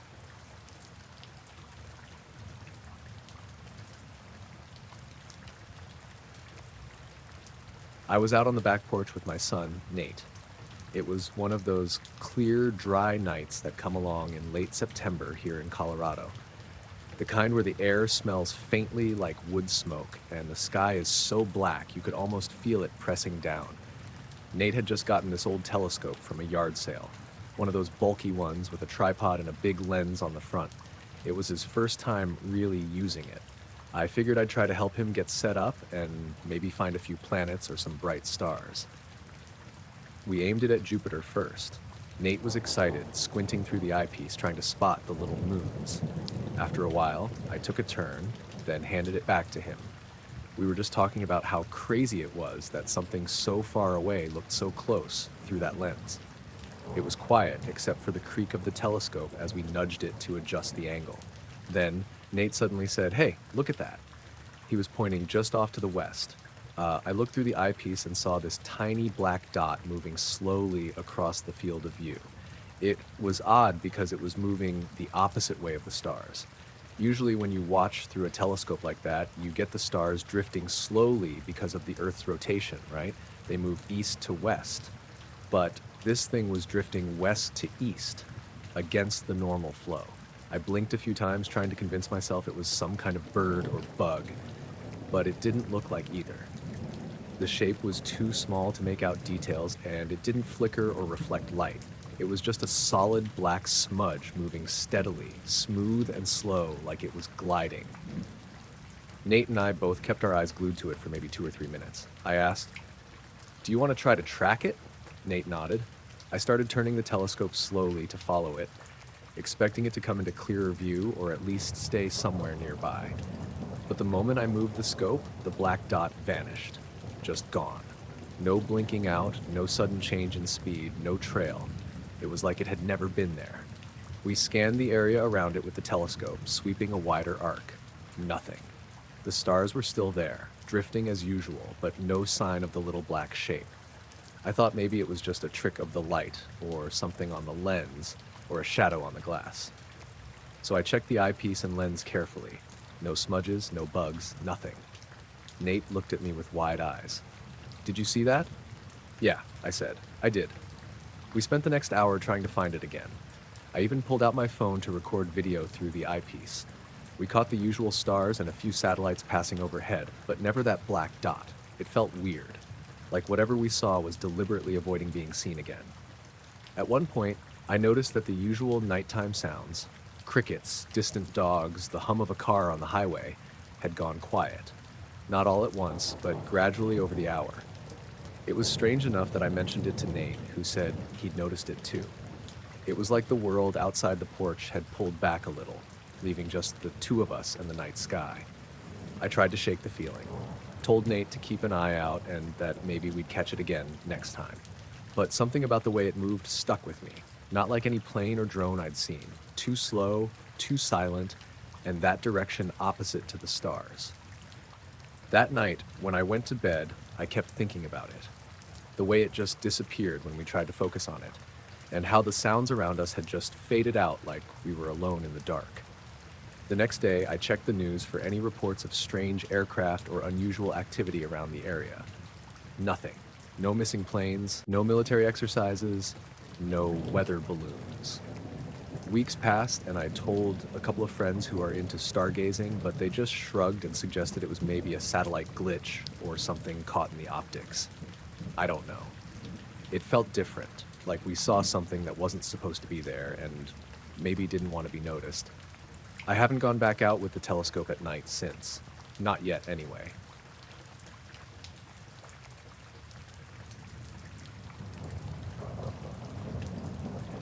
We'd been staying at this old cabin way out in the woods for a few days. Just me, my wife Sarah, and our dog Max. The kind of place with no cell service, no neighbors for miles, just trees and silence. We'd gone there to get away from everything, you know? No distractions, no noise, just us in the forest. The night before all this happened was quiet. We went to bed early, tired from hiking during the day. Max curled up at the foot of the bed like usual. I remember thinking how peaceful it was, that feeling like nothing could go wrong out there. I woke up sometime in the middle of the night because I felt weird. Like something was off, but I couldn't tell what. The room was darker than I expected. I reached over to check the clock on my phone, but there was no signal and the screen was black. I glanced towards Sarah, who was still asleep. Max was there too, lying down like nothing was happening. I tried to go back to sleep, but the feeling didn't go away. Eventually, I got up to go to the kitchen for a glass of water. That's when I noticed it. Everything was wrong. The furniture wasn't where we left it. The couch had been shifted about 4 feet closer to the window. The coffee table was flipped sideways. Chairs were pushed out of place. Even the small bookshelf against the wall was turned, like someone had spun it 90 degrees. Nothing was broken, nothing was damaged, but the whole living room looked like someone had been there moving stuff around. I went back to the bedroom and woke Sarah. She rubbed her eyes, sat up, and gave me that look like I was nuts. I explained what I'd seen, and she agreed something was off. We both checked the rest of the cabin. The kitchen table was rearranged, the chairs weren't where we'd left them, even the stove knobs were turned slightly, like someone had fiddled with them. What really freaked me out was that nothing was missing or out of place in terms of the small stuff. No doors open, no windows broken, no footprints or signs of forced entry anywhere. The front door was locked tight, the back door was locked. We double-checked before bed. Max hadn't moved from the foot of the bed the entire time. He looked completely normal. No barking, no growling, just sleeping like nothing had happened. I walked outside to look around the cabin. The yard was undisturbed. No tracks, no signs of anyone approaching. The forest was quiet, eerily so, with no wind or animal sounds. I noticed that the night air felt heavier than usual, like it was holding its breath or something. Sarah and I started trying to figure out if we'd just forgotten where we put the furniture. But no, it was obvious. We remembered exactly where everything had been. The couch never moved before, and the coffee table especially. We're not kids. We aren't rearranging furniture in the middle of the night without realizing it. We spent the rest of the night wide awake, listening for anything. Nothing. No footsteps outside, no creaks inside, no sounds at all, except Max's steady breathing. The next morning, sunlight came through the windows, and the cabin looked normal again. We checked the furniture one more time. It was still in those strange positions. I started snapping pictures with my phone, just to have some record. We joked half-heartedly about ghosts or something, but it wasn't funny. The weirdest part was how calm Max was. Normally, if there's anything strange going on, he's the first to freak out, but he just stayed there, like nothing was wrong. We decided to pack up and leave a day early. Driving away, I kept glancing back toward the cabin in the rearview mirror. For a moment, I thought I saw a shadow move just beyond the tree line, but when I blinked, it was gone. That's it. Nothing else happened, but I still don't know what to make of it. No forced entry, no damage, no footprints, no sign anyone was there.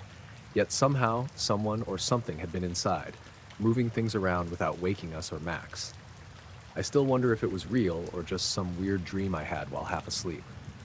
But the furniture was there when I got up, and Max, he'd never stay that calm if something was normal.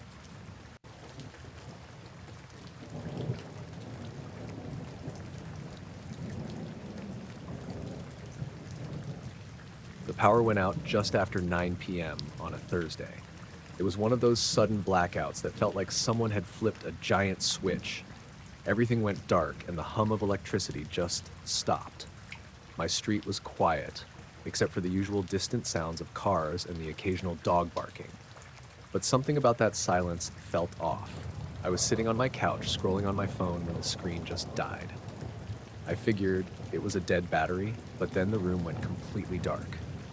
I looked out the window and saw the streetlights were off too. No cars, no porch lights, nothing. It was just me and the dark. I wasn't the only one noticing it. A few neighbors came out of their houses, some carrying flashlights, others just standing by their doors. A couple of kids shouted about how cool it was to have no power, like it was some kind of adventure. I stepped outside, hoping to get a better look around and maybe find out what was going on. Across the street, Mr. Jensen, the old guy who lives 2 houses down, was already on his porch, staring up toward the tree line at the edge of the neighborhood. I followed his gaze and saw it too. A strange blue light hovering just above the tallest trees. It wasn't bright like a street lamp or a flashlight, but it pulsed gently, like it was breathing or alive. The weird part was how silent it was. No buzzing, no humming, no flickering. Just this calm, steady glow, pulsing slowly in a rhythm I couldn't quite place. I pointed it out to Mr. Jensen, and he nodded without saying a word, like he was expecting it or something. More neighbors gathered, their faces lit by the blue glow. Someone joked about it being some kind of alien spaceship, but nobody really laughed. We all just watched, this quiet little group in the dark, feeling a little off but not sure what to do. I pulled out my phone again, hoping to snap a photo or record a video, but the camera wouldn't work. The screen stayed black when I tried to open it, like the phone itself was refusing to capture the light. Other neighbors tried too, and their phones did the same thing. No pictures, no videos, just blank black screens. The power stayed off for about 30 minutes. The blue light never moved, never changed color or shape. It just pulsed. Sometimes faster, sometimes slower, but always there. We all started checking our watches, trying to pass the time. A few people went back inside, uneasy but too curious to completely ignore it. At one point, I noticed something else. The usual night sounds were gone. No crickets chirping, no wind rustling leaves, no distant traffic. Just silence, as if the whole neighborhood had been wrapped in some invisible bubble.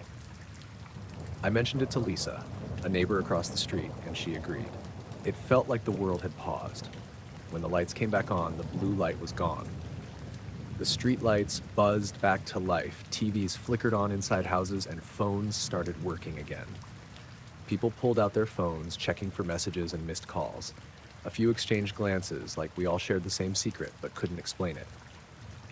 The next day, a couple of neighbors said they had dreamlike gaps in their memory during the outage, like a few minutes were missing or out of order. I couldn't say if it was just the weirdness messing with us or something else. When I tried to look up news about the outage, the local utility company said it was a routine maintenance issue that lasted exactly 30 minutes, but no mention of any strange lights or anything unusual. I kept thinking about that blue light. It wasn't a plane or a drone or any kind of emergency signal I knew of. It didn't make noise, didn't move, and wasn't captured by any phones or cameras. It was there, then it wasn't, like it never wanted to be noticed. I don't know what it was or why it showed up exactly during the blackout. I haven't told many people because I don't have answers, just this weird memory of a quiet neighborhood held in the glow of a blue light that no one could explain or record.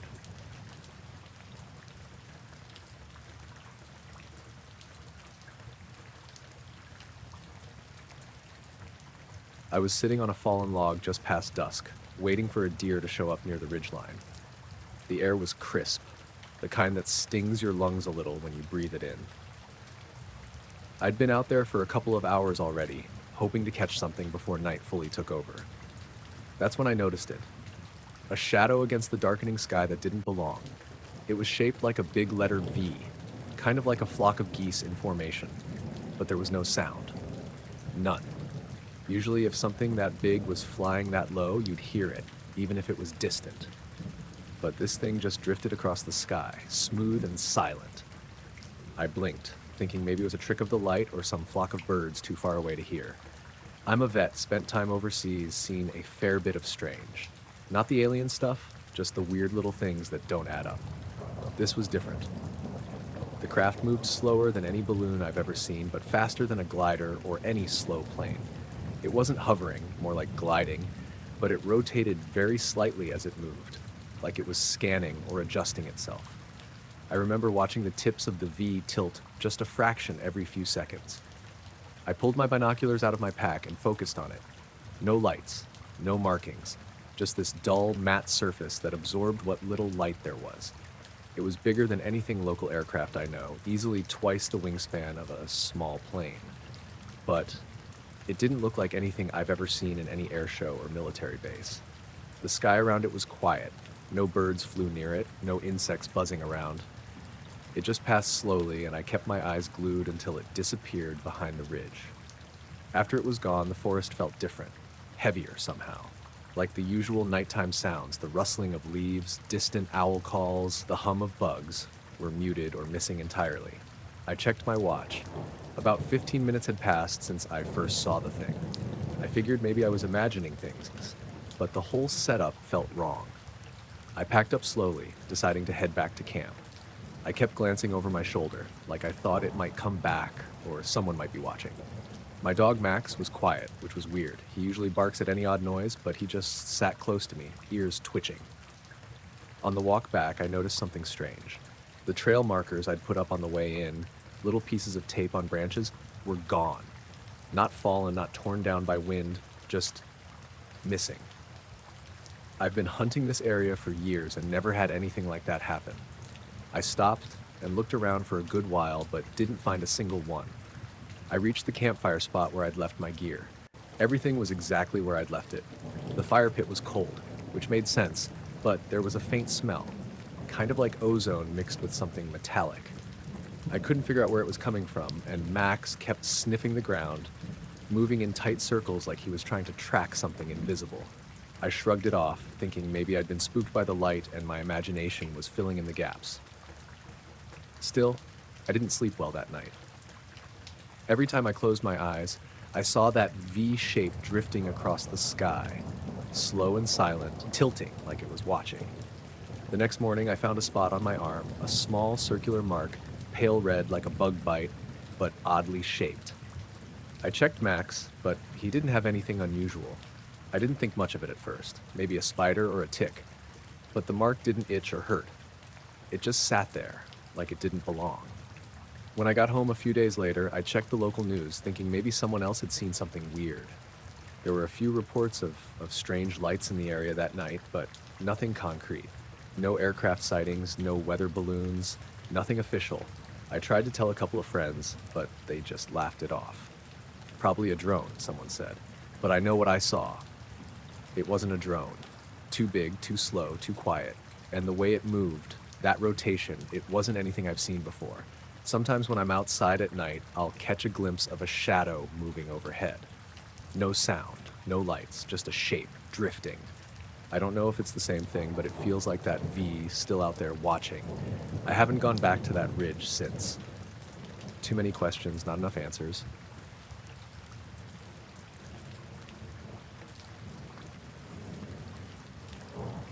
We were out in this remote valley running a survey on behalf of the state's environmental agency. Nothing special, really, just a few days with the drone, mapping plant growth, tracking soil changes, that kind of stuff. The place was empty for miles around. No houses, no roads, just wide open land with some scrub and low hills. Perfect for our work. I was the one flying the drone, and my partner, Lisa, was handling data collection and logging. We'd set the drone to hover over certain spots for thermal scans, and then we'd check the footage later on the computer. We like to be thorough, making sure nothing slipped by.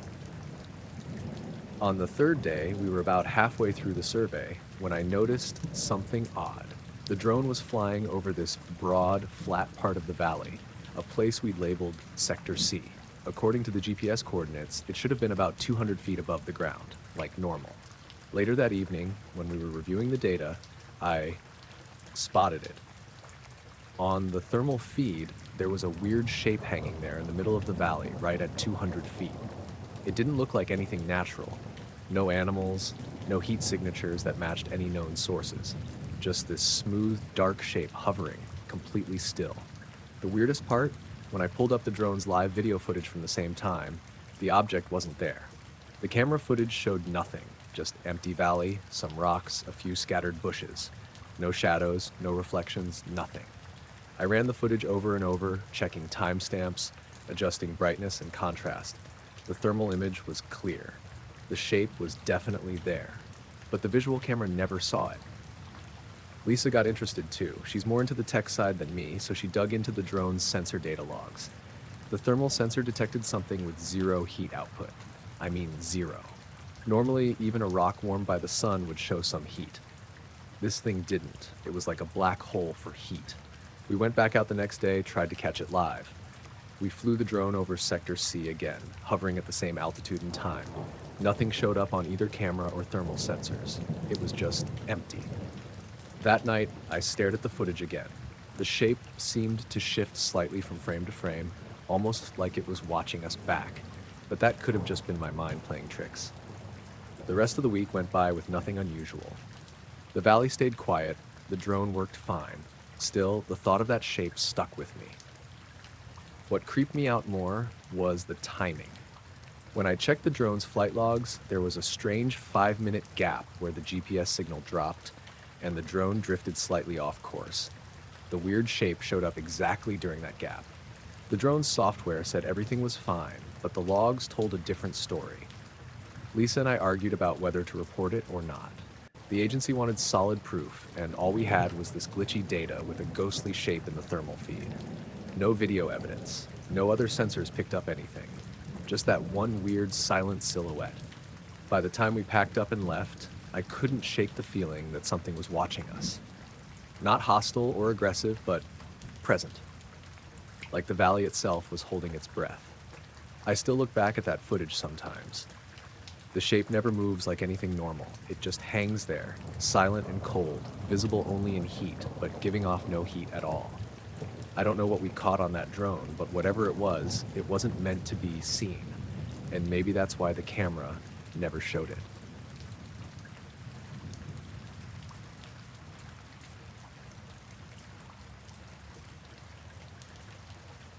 I was working the night shift at this office complex security job, just a regular overnight gig to make some extra cash.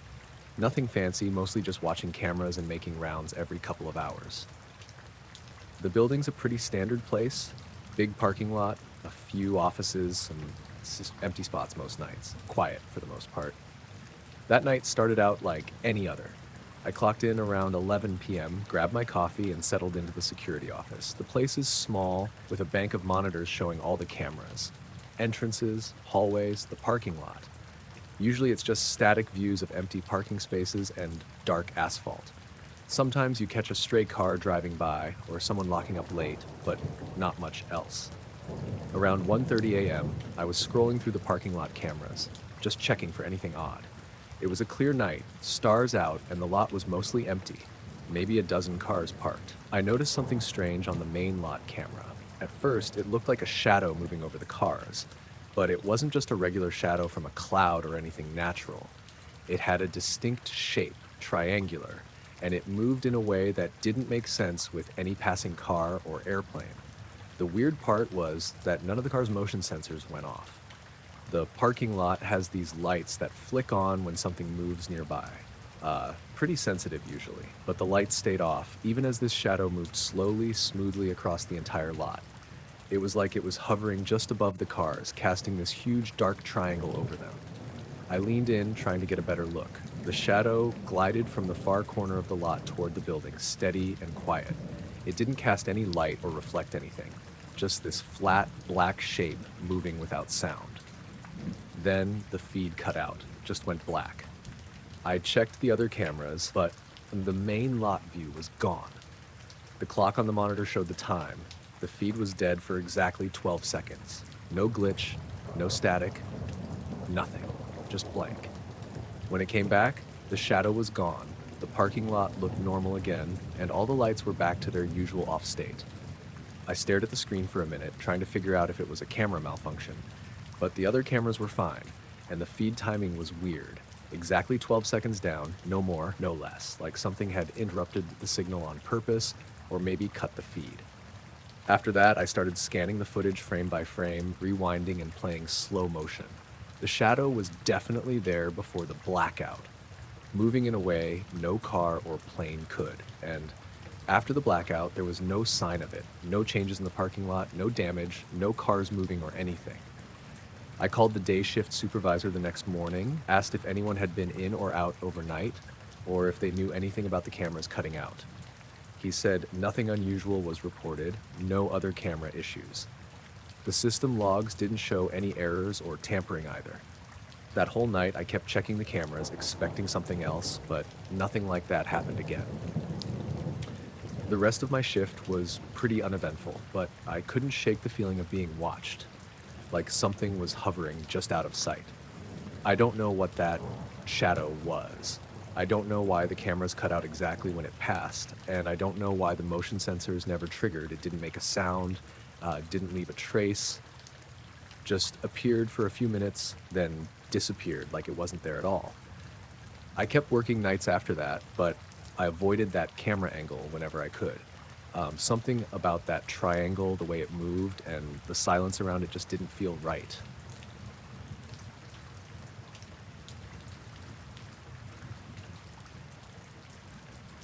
It happened about 4 years ago, mid-October.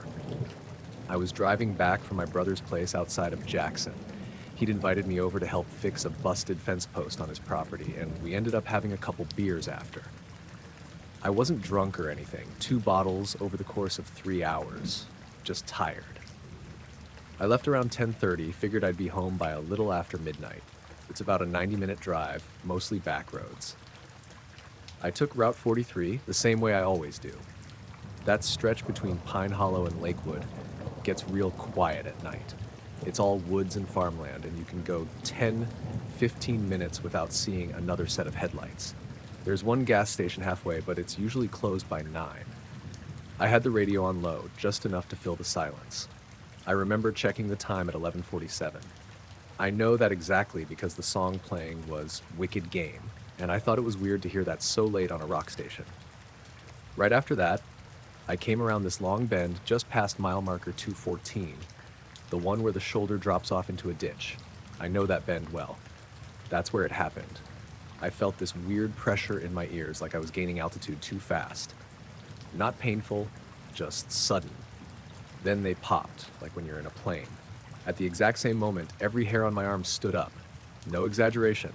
Full goosebumps, both arms, back of my neck. I blinked, and it was like the road jumped. Not in a jolt or anything. I didn't swerve. I didn't feel the car lurch or lose traction. It just shifted. The bend was gone. I was suddenly on a straightaway about 4 or 5 miles down from where I'd just been. I know that part of the road, too. There's this crooked mailbox with reflectors on the left and a busted wooden fence on the right. I recognized both immediately. That alone would have been enough to freak me out. But then I glanced at the clock on my dash. It said 12:04. 17 minutes had passed. Just gone. I slowed down, pulled onto the shoulder, put it in park. I sat there with the engine idling, just staring at the clock like maybe it would correct itself. It didn't. I reached for my phone to double check, and it matched. 12:04, now 12:05. I hadn't zoned out. I didn't fall asleep at the wheel. I was fully awake, hands at 10 and 2. I remembered the bend, the song, the pressure in my ears, and then I was somewhere else, with no memory of the drive in between. I checked my gas gauge. The needle had dropped slightly, like I had been driving normally. Not idling, not stopped, like the car had kept moving the whole time. I got out and looked around with my flashlight. There weren't any skid marks or signs I'd hit something. No animals, no debris, just a quiet, dark road and a couple of bugs hitting my windshield. When I got home, I sat in the driveway for a good 15 minutes before going inside. I didn't know what to make of it. I didn't feel sick or disoriented, just rattled. I kept thinking I'd remember something if I gave it enough time, like maybe I'd blanked from fatigue. But I never got anything back. Just that 1 second I was coming out of the curve, and the next I was miles down the road. The next morning, I checked the mileage on my car. It lined up. I hadn't skipped distance, just time. I told myself maybe I'd misread the clock before, but I know I didn't. I remember thinking how weird it was that they were playing Chris Isaak right before midnight. That's not something I would have imagined. For a couple days after, I kept thinking about the pressure in my ears. It wasn't subtle. It was like something shifted in the air around me. I even Googled stuff about barometric pressure changes and freak weather events, but nothing lined up with that part of the state that night. A few nights later, I went back out to that stretch around the same time. I don't know what I was hoping for, maybe to feel something similar or prove to myself it was nothing. I drove slow, windows cracked, radio off. Nothing happened. No ear pressure, no missing time. Just the same empty road and my headlights catching bits of gravel and roadside weeds. But when I passed that same stretch near mile marker 214, I noticed something off. There was a spot on the right shoulder where the gravel looked different. Not fresh exactly, but disturbed, like someone had raked it. A smooth, even pattern that didn't match the rest of the road. No tire tracks, no footprints, just a 6-foot wide patch that looked wiped. I didn't stop, I just kept going. The last thing, and this might mean nothing, is that ever since that night, my dash clock's been off. Just a few seconds behind my phone at first, but it drifts more every week. I've reset it 3 times. It won't stay synced. I don't know what that means. Maybe nothing, but it didn't do that before.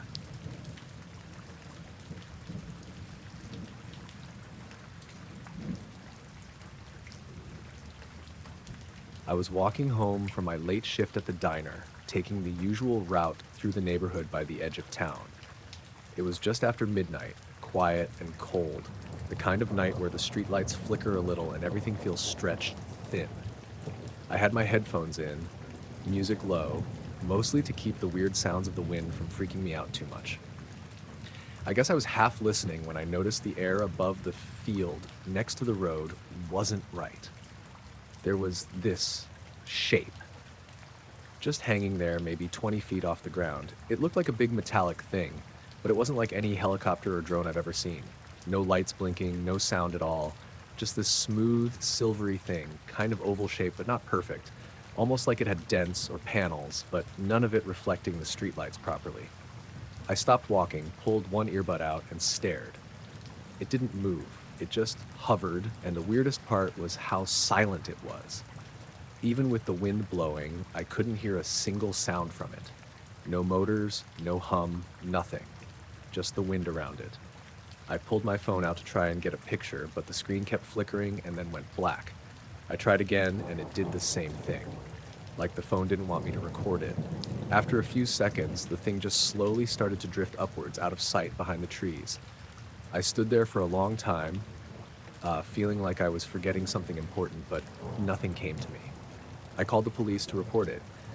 They said someone else had called about strange lights near the same spot and that they'd send someone to check it out. I waited, watching the field, but nothing came back. A patrol car showed up maybe 40 minutes later. We walked out together to the spot.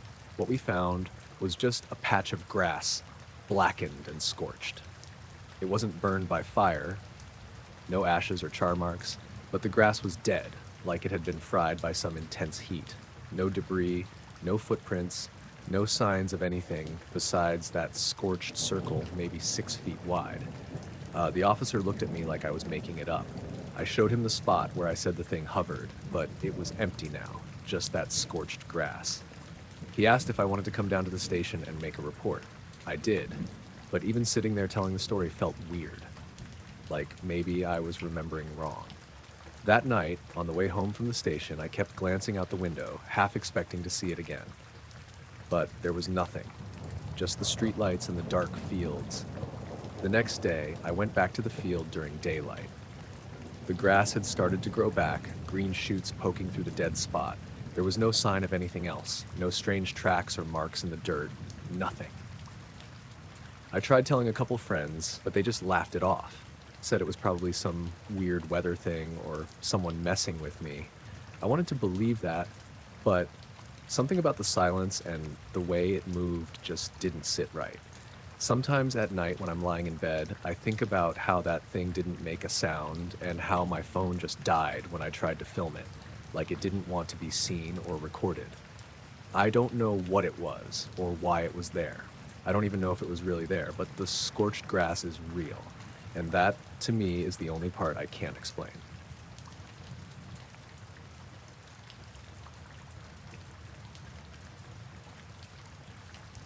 I work at a small auto repair shop in this town that doesn't get much traffic. It's the kind of place where everybody knows everyone, and not much really changes from one week to the next. Most days are just the usual: fixing brakes, oil changes, the occasional engine that's seen better days. Nothing fancy. One late afternoon, a farmer from a few miles out stopped by. He wasn't one of my regulars, so it was already a bit unusual. He looked kind of rattled, which is never a good sign. He told me he saw something over his field that afternoon. A shiny disc, he said, slowly coming down from the sky, hovering just above his crops. He was serious about it, too. I've known this guy for years. He's straightforward and not the type to joke around. I nodded, tried to keep it casual, but inside I was already thinking about how ridiculous it sounded.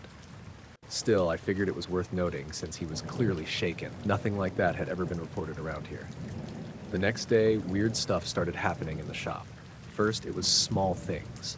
My digital clock flickered, then went completely dark for a minute. Then the radio I keep on for background noise started cutting out weird static noises that didn't match any station. I shrugged it off. Old wiring, probably. But then the computer I use for ordering parts and keeping records froze up twice. And the cordless phone? Completely dead battery, even though it was plugged in all night. That night, I was closing up, and as I switched off the overhead lights, the whole shop's electrical system sort of pulsed. The lights dimmed in this weird way, like someone was adjusting a dimmer really slowly, but there's no dimmer in the shop. It was unsettling. I mentioned it to a couple of regulars the next day, expecting some explanation, bad wiring, a power surge maybe, but no one had seen anything unusual. A couple days after the farmer's story, the local radio station picked up a similar report. Someone else out near the woods claimed they saw a strange glowing object hovering, no sound, just this silent light that didn't flicker or move like an airplane. The news talked about it for a bit, but then it died down. No photos, no evidence, just word of mouth. Meanwhile, my shop's electronics kept acting up. Tools that had worked fine for years would randomly stop working. My phone wouldn't get a signal anywhere near the shop, but as soon as I stepped outside, it was fine. The weirdest was the scanner I used to test car computers. It started showing glitches like data scrambling. I even caught it briefly, displaying something that looked like distorted symbols, not any error codes I recognized. One afternoon, I was standing outside by the back garage door when I noticed something odd. There was this low hum, nothing mechanical or nearby, almost like a distant transformer, but deeper and more constant. It didn't come from any machine or wire, just sort of filled the air around me. I looked up, but the sky was clear, just pale blue with a few clouds. That evening, I stayed late, trying to fix a customer's old pickup. While I was under the hood, my phone buzzed with a text from the farmer. It was just a single word, "Here." I called him back, but no answer. I decided to go check on his place after closing the shop. It was a few miles down a narrow dirt road, past some fields and barns. When I got there, the farm was quiet. No lights on, no signs of activity. I walked out toward the field he mentioned. The air felt heavy, almost like static electricity. The grass was still, no breeze at all. Then I saw it, or at least what looked like a faint glow, hovering just above the corn stalks. It was pale, not bright, like a dull silver disc maybe 20 feet across. It wasn't moving, just hanging there. I didn't hear anything. No engines, no buzzing, nothing. I wanted to take a picture, but my phone camera wouldn't open. It just froze on the screen. I stepped closer. The grass near me crackled like it had been rubbed with static. Then the glow started to fade, slower than any light I'd seen. It didn't blink out or flicker. It just thinned, like smoke dissipating in the air. After a few minutes, it was gone. I stood there for a while, looking around. The field was empty again, and the night felt colder. On the drive back to town, I noticed my dashboard lights dimming and flickering. The radio was completely static, even on strong stations. When I got back to the shop, everything was back to normal. Lights on, radios working fine. But the sense of something wrong didn't leave me. Over the next few days, the interference got worse. Not just electronics. Even compasses spun weirdly when I was outside near the farm. The streetlights by the shop would flicker on and off, though the power company said nothing was wrong. At night, I started hearing a low, pulsing hum again, sometimes through the walls of the shop, sometimes outside. It wasn't loud, but enough to make me uneasy. I didn't want to tell anyone. The farmer stopped returning calls, and I felt weird bringing it up around town. One night, I left the shop late, locking up as usual. On the walk to my truck, I thought I saw a shadow moving just beyond the tree line at the edge of the parking lot. I froze, staring. There was nothing there, but the feeling of being watched settled in, like someone was just out of sight, waiting. I got in the truck, started it up, the radio was dead again. I looked back once.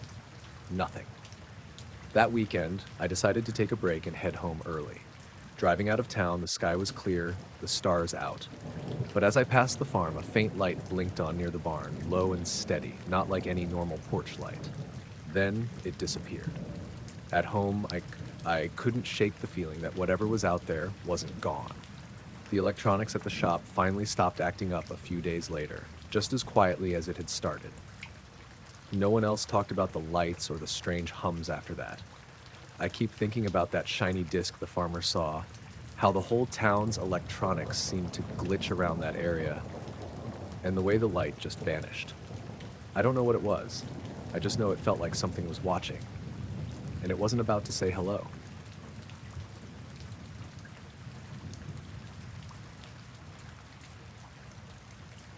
I worked the night shift at a gas station just off the highway for a few months last fall. It wasn't much, mostly the usual. A couple of drunks stopping for beer, truckers grabbing snacks, the occasional late-night traveler pulling in for gas. Nothing out of the ordinary, really. But there was this one thing that started happening a few weeks in, and I never could explain it.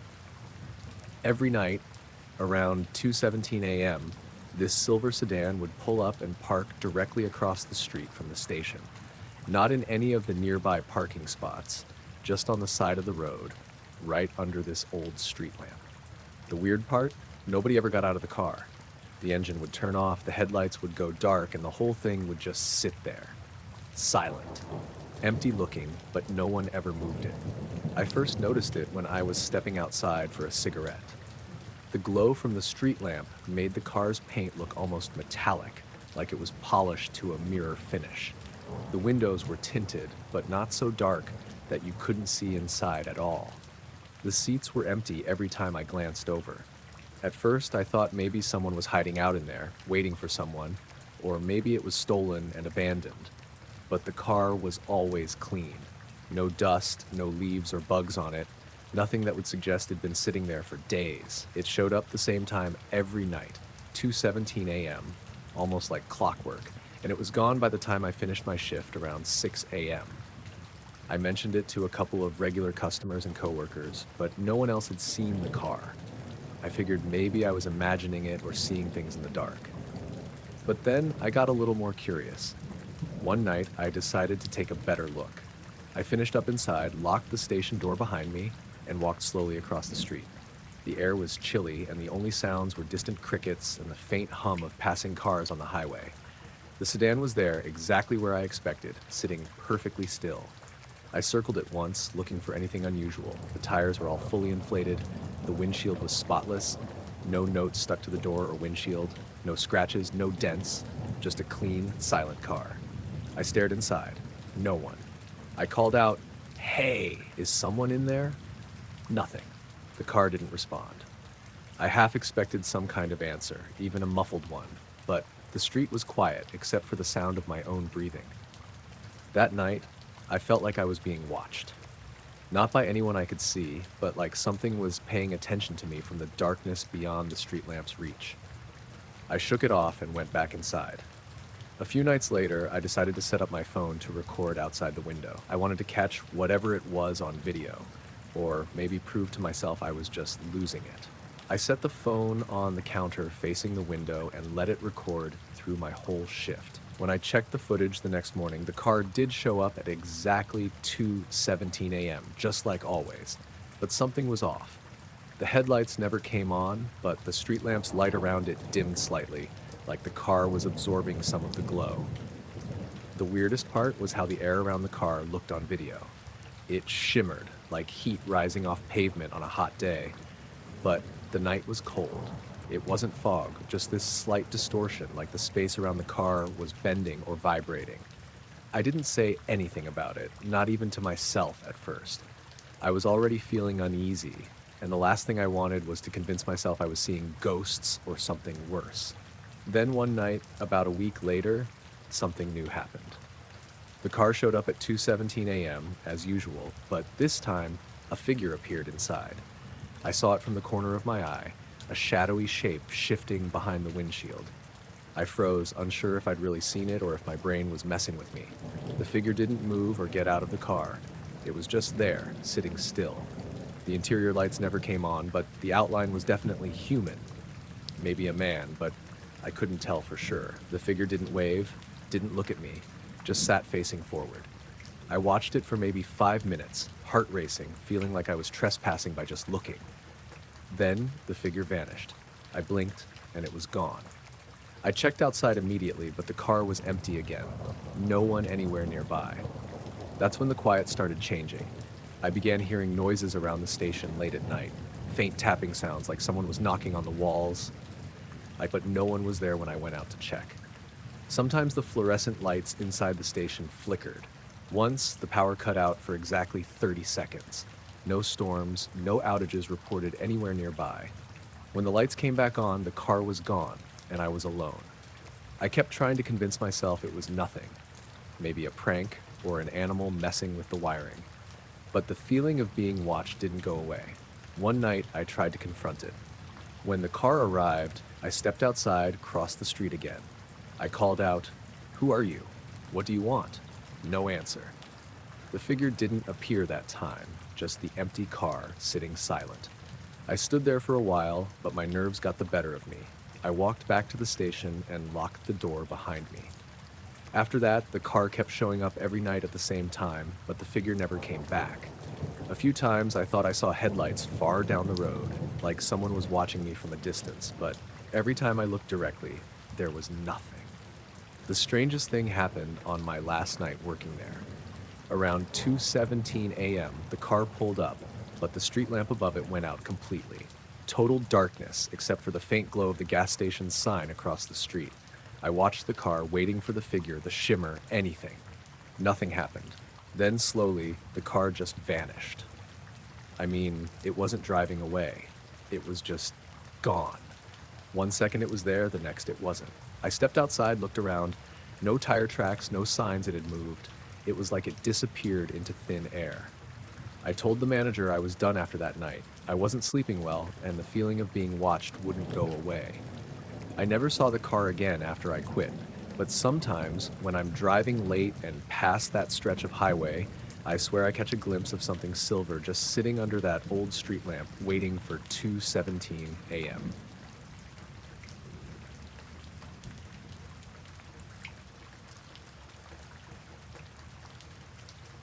The fire started on a Tuesday, just after noon. We were on the outskirts of a national forest, the kind of place where the trees get tall and thick enough that you can't see the sky most of the time. I was part of a small wildfire crew, just 6 of us, sent out from the nearest station to help contain this blaze before it spread to the bigger towns.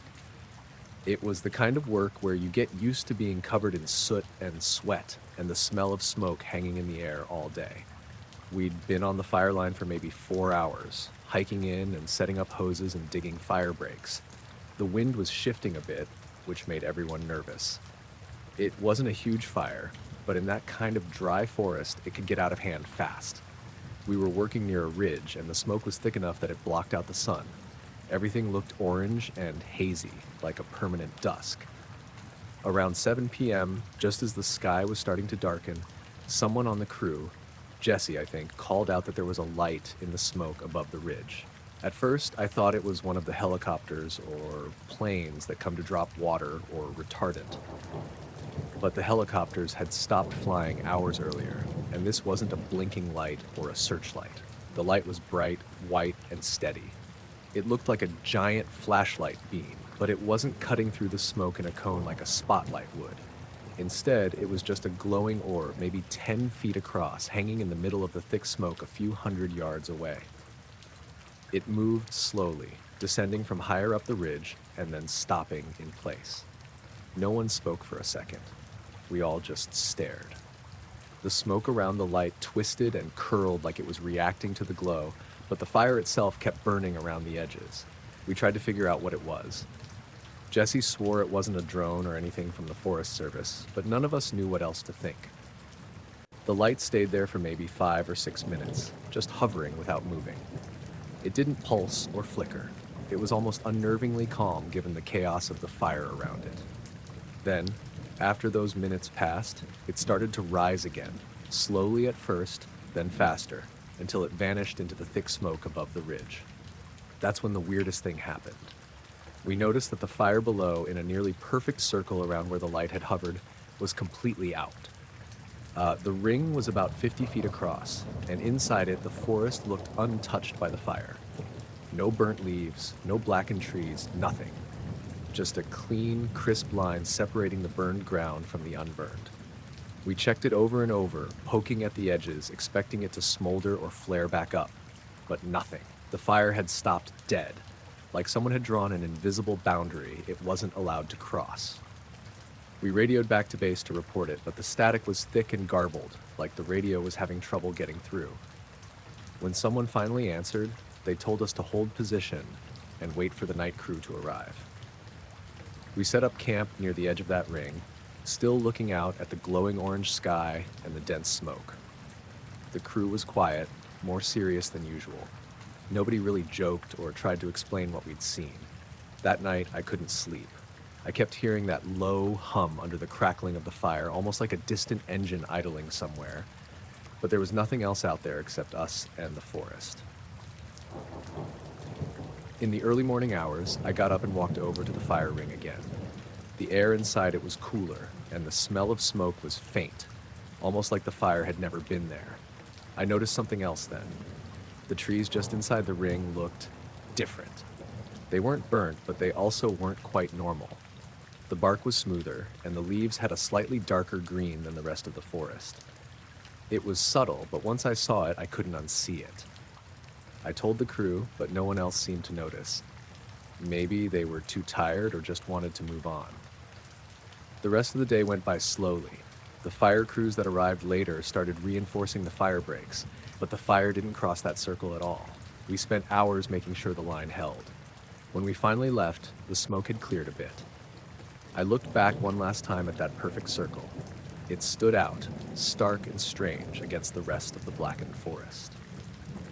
Since then, I've checked satellite images and fire reports from that day, but no one else seems to have noticed the ring or the light. The official story is just a normal wildfire not contained by good work and weather changes.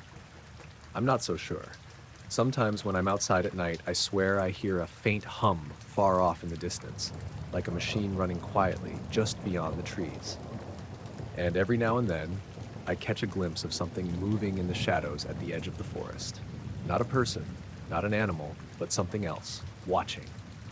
I don't know what it was that night, but whatever it was, it didn't want that fire to burn through its territory. I left that forest behind, but that perfect circle stayed with me.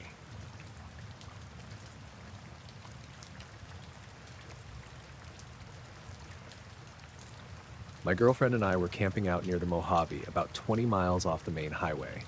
It was early April, not too hot during the day and chilly at night, but manageable. We'd camped before, mostly up north, but this was our first desert trip. The plan was to hike a little, stargaze, and just get out of cell service for a while. We drove my 4Runner down an old service road that cut through BLM land. No signage, no fences, just open land and low scrub. We didn't see another soul after leaving the pavement. Around dusk, we found a flat spot backed up to a rock formation. Good windbreak, solid ground not too far from where we parked. We set up the tent, rolled out the sleeping bags, ate some jerky and canned beans, the usual. No fire. We'd brought a camp stove but didn't use it that night. Just ate cold and watched the stars come out. It was crazy clear. I don't think I've ever seen the sky like that before. We laid there outside the tent for a while, just watching. Planes every now and then, satellites. Everything was normal. We turned in around 10 or 11.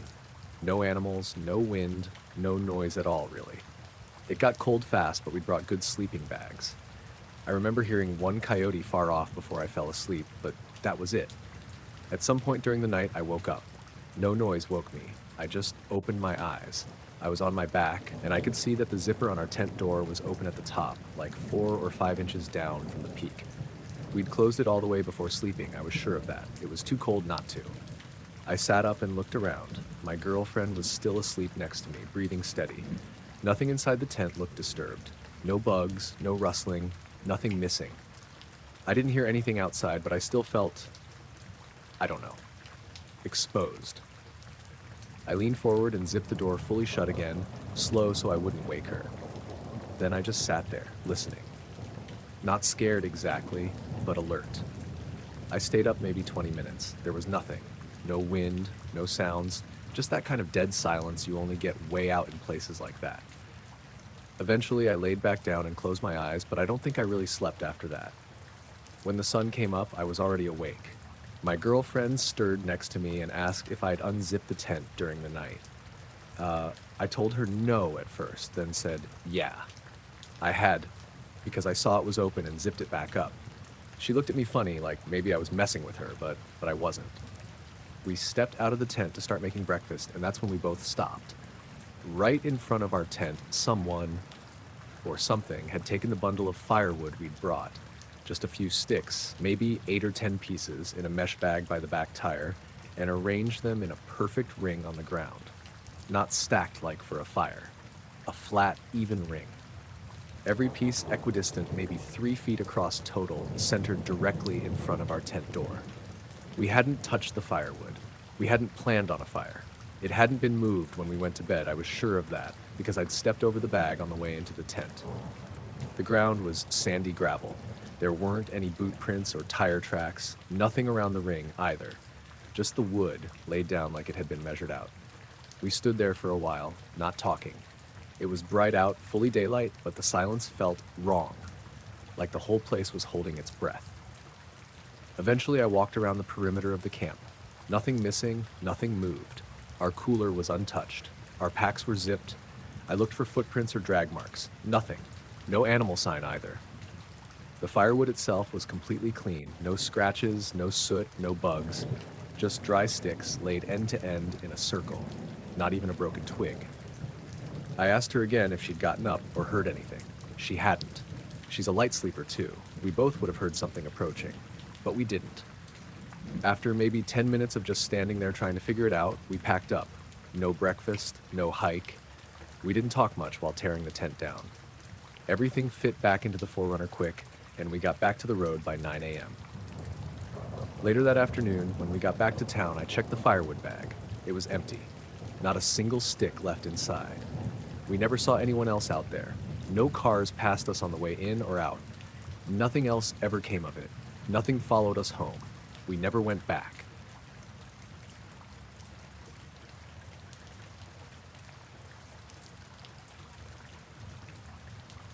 I was 16 when it happened. It was summer break, and I'd gotten really into photography, mostly long exposure stuff, star trails, time lapses, that kind of thing. My parents live out in the sticks, so we don't have much light pollution. You get these amazing clear views of the Milky Way on the right nights. I used to drag a lawn chair out behind the shed, set up my tripod in the open field, and just let the camera go while I listened to music. That night was supposed to be perfect for it. Clear skies, no moon, warm but not humid. I set up around 9 Canon T6i on a tripod, kit lens pointed straight up. I set the intervalometer to shoot one frame every 10 seconds for 3 hours. I figured I'd stitch them together the next day and see if I caught any meteors or satellites. It's not like I sit there and stare up the whole time. I mostly scrolled my phone and looked up every now and then. It was uneventful. Couple planes, a few shooting stars, nothing unusual. I packed up around midnight and went inside. The next morning, I dumped the shots into my laptop, over 1,000 frames. I started flipping through them quick just to get a feel for the sequence.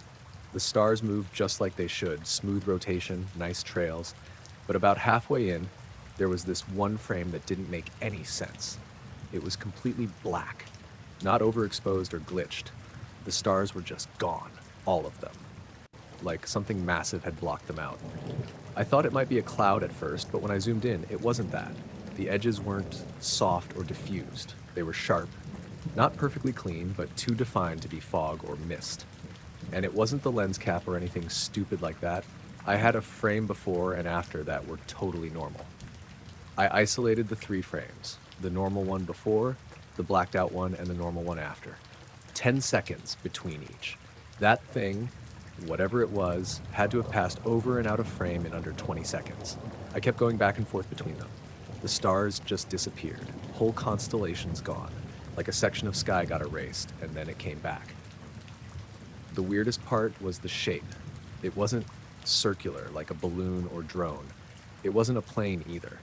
When I boosted the contrast and exposure, you could just barely make out this uneven, jagged outline. Almost like a mountain. That's the only word I can think of. Not symmetrical, not smooth, just huge and dark and there. I tried to remember if I'd heard anything when I was out there, a hum or a rush of wind or anything. But I hadn't. There was no sound. I didn't see the stars blink out in real time. If I hadn't looked at the photos, I never would have known anything had happened. Later that afternoon, I went back to the same spot and stood under where it would have passed. There was nothing to see. No burnt grass, no flattened weeds, no weird smells, just the same empty stretch of yard behind the shed. I looked up and tried to picture how big it must have been to blot out that much sky. It had to be enormous, like football field enormous. That night, I couldn't sleep. I kept getting up and checking out the back window. I thought maybe it'd come back. Or maybe it had always been coming and I just never noticed. I didn't tell my parents. I didn't want them thinking I was messing with weird conspiracy stuff again. A few years before that, I'd gone down a rabbit hole of space documentaries and got really into watching the ISS live feed. My dad still makes jokes about it. 2 days later, I set the camera up again. Same spot, same settings, same sky. I wanted to see if anything happened again. I let it run for 4 hours this time, just in case. Nothing. Not a single frame showed anything unusual. The stars moved, a few planes passed by, but no blackout. No shapes. After that, I tried a few more times over the next couple of weeks, always around the same time of night, always from the same angle. Never saw anything again.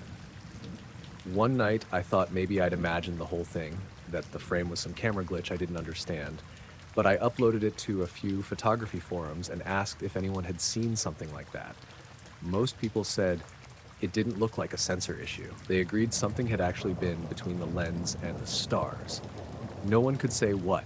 I didn't show the frame to anyone local. I didn't want word getting around that I was into UFO stuff or whatever. People around here already talk enough if you wear the wrong shoes to school. A few months later, I was going through the shots again and noticed something else. On the frame, right after the blackout, when the stars were back, there were two tiny points of light in the bottom left corner that hadn't been there before. They were close together, too close to be stars, and they weren't moving like a plane, just hovering. They were gone in the next frame. I hadn't seen them before because I'd been focused on the main blackout, but once I saw them, I couldn't unsee them.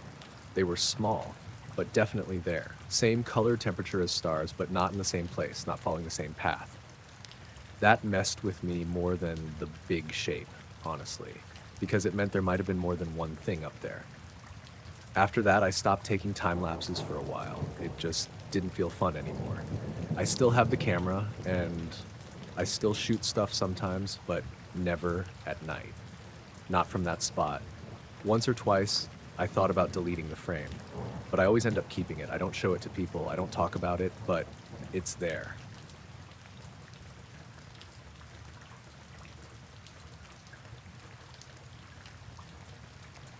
It started about 40 minutes after takeoff, somewhere over the Utah-Nevada border. I was flying solo, ferrying a small twin engine from Salt Lake to Bakersfield. The sun had just dipped behind the mountains, and I was cruising around 9,000 feet. Clear skies, smooth air. Nothing out of the ordinary. I'd done this route maybe a dozen times. Easy run. Quiet, a little boring even. I had the autopilot on, and I remember thumbing through frequencies, half listening to some chatter from a flight further south. I saw the thing off the left wingtip. At first, I thought it was just another plane in the distance, maybe a medevac or something off course. It was just a dark shape, no lights, no strobes, nothing blinking. Just this fixed point, moving with me. I watched it for a minute, figuring it'd either peel off or I'd get a call from ATC to adjust for traffic. But the call never came. I checked my radar. Nothing there. Not even a blip. I leaned a little toward the side window. Whatever it was about level with me. Same altitude, same speed, just pacing along perfectly. It wasn't close enough to be dangerous, maybe 200 or 300 yards out, but it wasn't gaining or falling back either. Just sitting there. It was hard to make out any shape.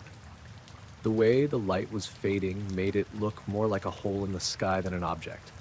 Not reflecting anything, just this silhouette, darker than the sky behind it. I toggled the transponder, no response. Still no radar contact. I considered calling it in, but I hesitated. I didn't want to sound jumpy. There was nothing aggressive about it. It wasn't weaving or closing in. It just stayed exactly where it was. Then I noticed something that got under my skin. No matter how I adjusted heading or speed, even by small margins, the distance stayed the same. I slowed down 5 knots. So did it. I brought it back up. It matched, like it was tethered. I tilted the plane a few degrees to the right, watched to see if the object would shift. It did.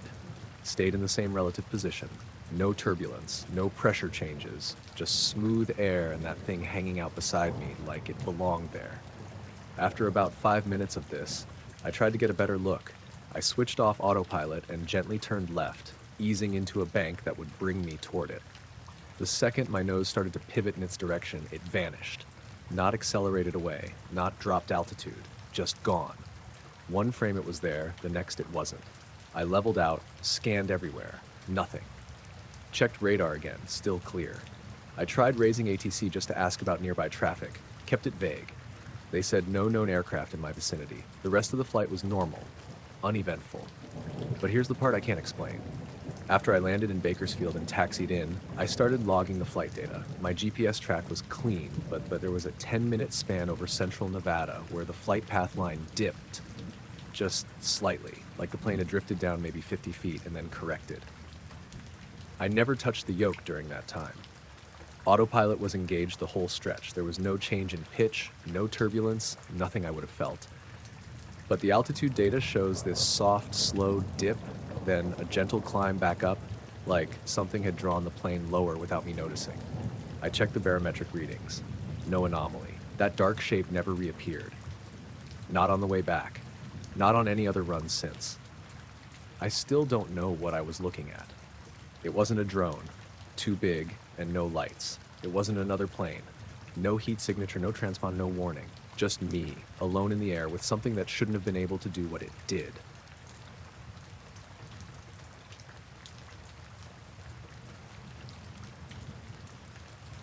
It was just past 9 when my daughter came running in from the porch. We'd already eaten dinner, and my wife was doing dishes while I flipped through channels. Liv was 13 then. Old enough to know when something was off, but still young enough to get worked up over nothing sometimes. I figured it was just deer in the field or a plane overhead, but she didn't sound like she was messing around. She kept saying, come look," and pulling at my arm. So I got up, walked out to the porch with her, and the second I stepped outside, I knew it wasn't deer. It was quiet, not just country quiet, not frogs, not bugs, not wind in the corn, just nothing. That's the first thing I noticed. Then I saw the light. Out over the south end of the cornfield, maybe 100 yards from the house, there was something floating. I don't know what else to call it. It wasn't a drone. It wasn't a plane or a helicopter. Just a pale, round light. Not bright like a spotlight, more like the color of a full moon. Hazy around the edges. It hovered maybe 30 feet above the field. No sound. No movement. Just there. My wife came out next, drying her hands on a dish towel. She stopped in the doorway when she saw it. None of us said anything for a while. It didn't blink or change color, just sat there in the air, maybe the size of a basketball from where we stood. I kept waiting for some kind of shape to reveal itself. A fuselage, wings, rotors, anything.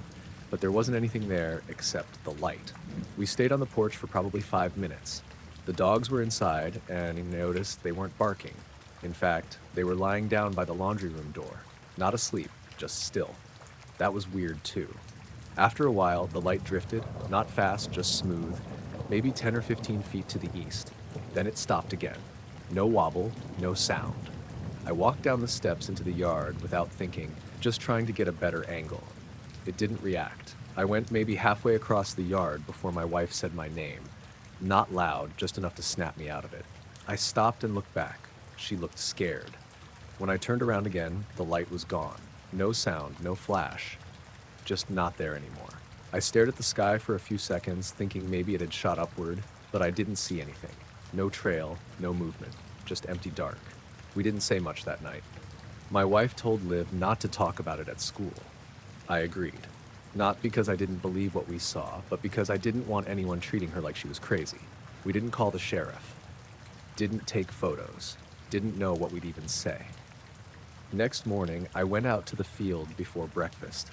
I figured if anything landed or shined a beam or whatever, it might have left marks. I didn't expect to find anything. I was wrong. Right under where that thing had hovered. Not a huge area, maybe a 30-foot circle. Every single corn stalk was twisted. All still standing, none broken or flattened. But each one had been turned clockwise at the base. Like something had gripped them all and spun them a quarter turn. The dirt around them was undisturbed. No tire tracks, no footprints. Just this one section where every plant had been rotated. It didn't even look obvious unless you stood still and looked for the curve in the rows. But once you noticed it, it was plain as day. I crouched down and tried turning one back. It didn't move easily. Took some effort. The stalks weren't young and soft. These were late season, dry, and tough. Whatever did that wasn't gentle. The edges of the circle were sharp, no fade out. Just normal field, then twisted stalks, then normal again. I walked the perimeter twice. No smell, no scorched earth, nothing else weird. That afternoon, I drove into town and talked to a friend of mine who works the co-op. Asked, casual-like, if there was any kind of fungus or wind shear or pest that could twist plants at the root. He looked at me like I'd grown a second head, said if wind did it, you'd see flattening or bending at the top. And fungus doesn't do clean circles. I didn't press him. We kept it quiet. Even Liv didn't mention it again. But for the next couple nights, I noticed things. Our motion sensor light on the shed clicked on twice, even though nothing was there. One night around 3 a.m., the dogs both started whining at the same time but didn't bark, just stared at the back door and whined. I got up, turned on the porch light, stepped outside. Nothing. No animals, no cars, no sound. Same dead quiet as that first night. A few weeks later, the corn dried out enough to harvest. I went over that patch carefully. Most of the twisted stalks had stayed upright, but their yield was lower, almost like the ears didn't develop fully. Some had tiny kernels, others were shriveled. Outside the circle, everything was fine. That winter, I turned the soil and planted rye like I always do. By spring, the ground looked normal again. But every now and then when the sky's real clear and I'm out late locking up the barn, I still find myself looking out at that spot. Not for long, just enough to check.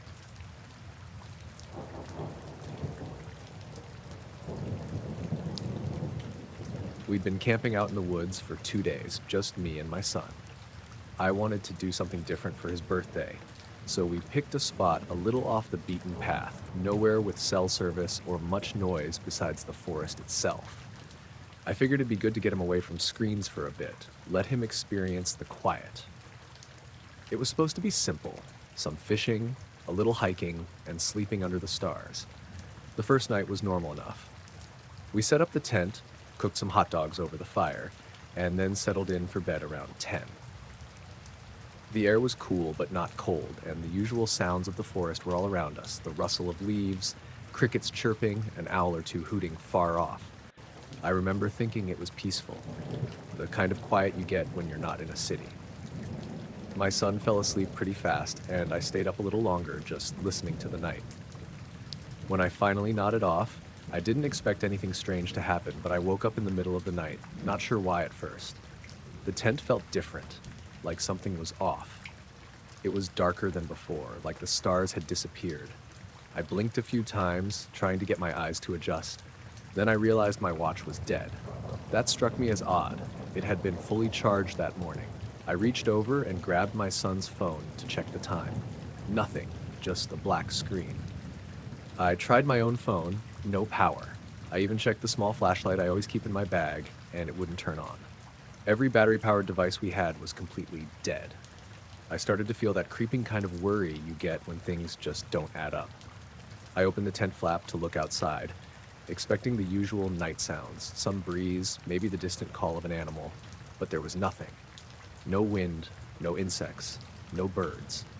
Total silence. The kind of silence that feels like the forest itself is holding its breath. The trees stood perfectly still, not a leaf moved. The air was thick, heavy. I looked up trying to see the stars, but the sky was blank, like someone had painted over it with a smooth black canvas. I felt a tight knot in my chest and closed the flap again, hoping I was just imagining things. I woke my son, whispering his name softly. He opened his eyes, rubbing them. I showed him the dead devices, and he looked confused but calm. We both sat up, the silence pressing in on us. I kept glancing outside the tent, half expecting to see something, a person, an animal, anything, but there was nothing. I checked the batteries in my gear bag, thinking maybe it was some kind of coincidence that everything died at once, but every battery was fine. Nothing looked damaged or loose. After a while, I tried calling out, just my son's name, to see if anyone was nearby. No answer. No response. No echo. Even my voice felt swallowed by the quiet. We stayed like that for a long time, just listening to nothing. When the first light of dawn crept over the trees, the silence finally broke. Birds started to call, the wind picked up again, and the forest felt alive. I checked my phone, and it powered back on, showing a full battery. My watch ticked normally, too. We packed up quickly, neither of us saying much on the hike back to the car. The whole way, I kept looking back at the trees, half expecting to see something watching us. But nothing ever did.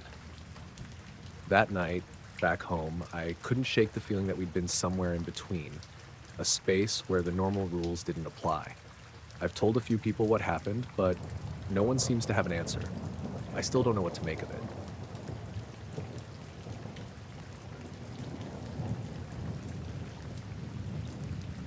I was out in the middle of nowhere, about 20 miles from the nearest town, just me and my backpack. I'd gone camping for a couple of days, mostly to get away from everything. No signal, no people, just the forest and sky. I'm not an expert or anything, but I like filming the stars at night.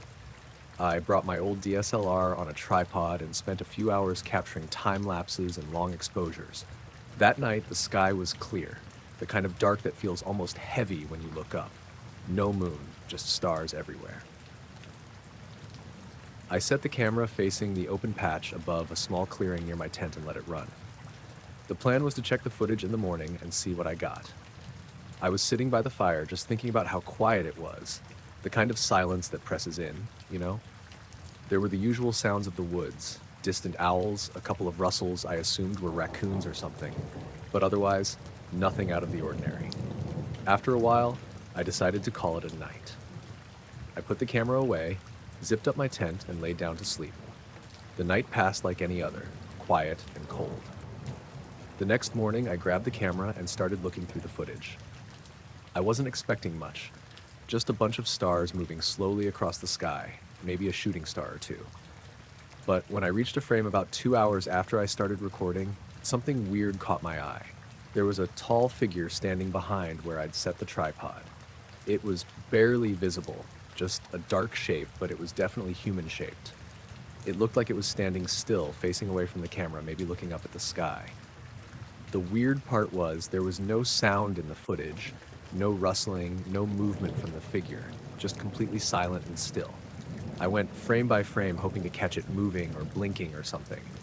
But the very next frame, it was gone. No movement, no disappearing fade, just gone like it was never there.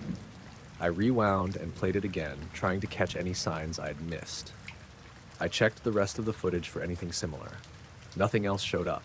No strange lights, no shadows, no noises, just that one frame with the figure. I started wondering if it was a glitch or some trick of the light, but the shape was too clear for that. It looked like a person standing there, tall and still. After staring at it for a while, I realized I hadn't heard any footsteps or anything unusual the night before. If someone was really standing behind me, I would have noticed. I mean, I was alone out there, but still, I was awake enough to hear animals, the fire crackling, something. That's when things started feeling off. I went through my memory, trying to remember what I was doing around the time that frame was captured. I was certain I'd been alone, and I never heard a thing. I decided to check outside the tent, just to be sure. The ground was undisturbed, no footprints or signs that anyone else had been near my camp. It made no sense. Who or what was that? I packed up early and started hiking back to my car. The trail felt different, like I was being watched, but every time I looked around, there was nothing. Just trees and the quiet forest. When I got back home, I checked the footage again on a bigger screen, but the figure never made sense to me. It didn't move, didn't make noise, and vanished without a trace. I thought about deleting it, but I couldn't. It's like the moment was frozen in time, but I'm still not sure what it means. I've gone back to that spot a few times since, but I never saw anything like it again. No strange figures, no unexplained sounds, just normal camping. I don't know if someone was there that night or if it was something else, but the way it appeared for just one frame, so still and silent, and then disappeared, I haven't figured that part out.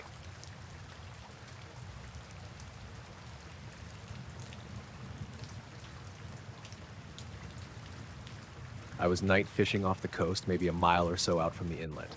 It wasn't unusual for me. I've done it for years, sometimes solo, sometimes with my cousin. That night, I was alone. Calm water, no wind, stars just barely visible through a thin cloud layer. The kind of quiet where the only sounds are the creak of the boat and the occasional plunk of water against the sides. I dropped anchor around 10:30 p.m., figured I'd do some bottom fishing for a few hours before heading in. I had a small lantern hanging off the back rail and a headlamp strapped over my hat. No other boats in sight, just dark water all around and the faint glow of the shoreline way off behind me. I cast out and waited. I wasn't catching much, but I didn't care. I liked the quiet. Around midnight, I heard this tapping sound. It wasn't the usual kind of creak or bump you get from waves or the anchor line. It was slow and steady, like someone lightly knocking on the hull. 3 taps, then a pause, then 3 more. Not loud, but clear. I stood up and swung my light around, thinking maybe some driftwood had bumped up against me. There was nothing, just black water in every direction. I leaned over the side, shined my headlamp down into the water. It only lit up a few feet, but there was no debris, no fish breaking the surface, no birds. I figured maybe it was the current playing tricks or something brushing underneath that I couldn't see. Then it happened again. 3 taps. Pause. 3 more. I walked to the other side of the boat, but the sound didn't follow. It stayed near the rear by the stern, close to where the lantern was hanging. I knelt down and leaned over, listening. The tapping stopped for a few minutes. Just as I was about to stand up, it came back, this time right below where I was crouching. 3 slow taps, then nothing. I pulled the lantern up, thinking maybe it was attracting fish or something, but as soon as I did, I felt this weird sensation, like the air changed. Not colder exactly, just denser, heavier. I could hear my own breathing in my ears, and everything around me seemed quieter than before. No bugs, no birds from the shore. Even the water seemed to stop moving. I stood there holding the lantern and staring into the water for maybe 10 minutes. Nothing moved. Then the boat shifted slightly, like something brushed against it from underneath. That's when I got the first real spike of unease. I've had sharks bump the boat before, even dolphins, but this was different. It wasn't a hit or a jolt, just a slow, almost deliberate push, like someone placing their hand on the hull and dragging it. I turned off the lantern to see better out into the dark, thinking maybe the reflection was messing with my night vision. When I did, it was like someone had thrown a blanket over the world. I couldn't see anything. No stars, no horizon, not even the outline of the water. Then I heard it again. 3 taps, same rhythm. I turned the lantern back on and scanned the water with it, moving slowly in all directions. Still nothing. I dropped the light down on a rope and lowered it toward the surface, hoping to get a better view below. That's when I noticed the surface of the water wasn't reflecting properly. It looked dull, not rippling like normal, almost like glass with something behind it, warping the light slightly. I reached down and dipped my hand in, half expecting it to be colder or thicker or something, but it felt normal. Just regular seawater. I pulled my hand out and waited. Then I saw the light flicker. Not from the lantern, from below it, like something passed between the light and the bottom of the boat. It was fast, just a ripple in the glow, like something large had glided past beneath the surface. That's when I hauled the lantern up quick and reeled in my line. I didn't care if I left the bait or the rig, I just didn't want it hanging overboard anymore. I started the engine. It coughed once, then died. Tried again. Nothing. Third time, it sputtered for a second, then cut out completely. I checked the fuel line, a back spark plug, kill switch. Everything looked fine. No reason it shouldn't start. I keep a backup battery-powered radio for weather reports and emergencies. Pulled it out, turned it on. Just static. I checked the antenna, switched channels. Nothing but hissing white noise. It felt like something was messing with everything electronic. Even my headlamp started dimming, though the batteries were fresh. I sat in the captain's chair and waited. I wasn't sure what I was waiting for. Maybe for something to break the surface or for the fog to roll in. I didn't know. Then the tapping started again. This time, slower. 1 tap, pause, 2 taps, pause, 1 more. It felt like it was trying to communicate something, though I couldn't make sense of it. I stayed frozen in the chair for a long time. I didn't look over the edge again. I didn't touch anything. I just sat there, listening. Eventually, I realized the air had gone back to normal. The pressure in my head eased up, and I could hear the distant hum of crickets from shore again. I tried the engine one more time. It started on the first turn. The radio clicked on too, just as suddenly, mid-broadcast, like nothing had happened. I didn't waste time. Pulled the anchor, turned toward the inlet, and headed in as fast as the boat would go without risking anything. When I got back to the dock, I tied off and checked the hull with my flashlight. No scratches, no dents, nothing unusual. But I noticed the lantern, the one I'd pulled up before, had gone completely dead. Batteries were fine. Bulb wasn't burned out. It just wouldn't turn on again. I left it on the workbench in my garage. A few days later, I checked it again, and it worked like normal. I haven't gone out solo at night since then. I've been back out on the water plenty of times, even near the same spot, but only during the day. And I've never heard that tapping again.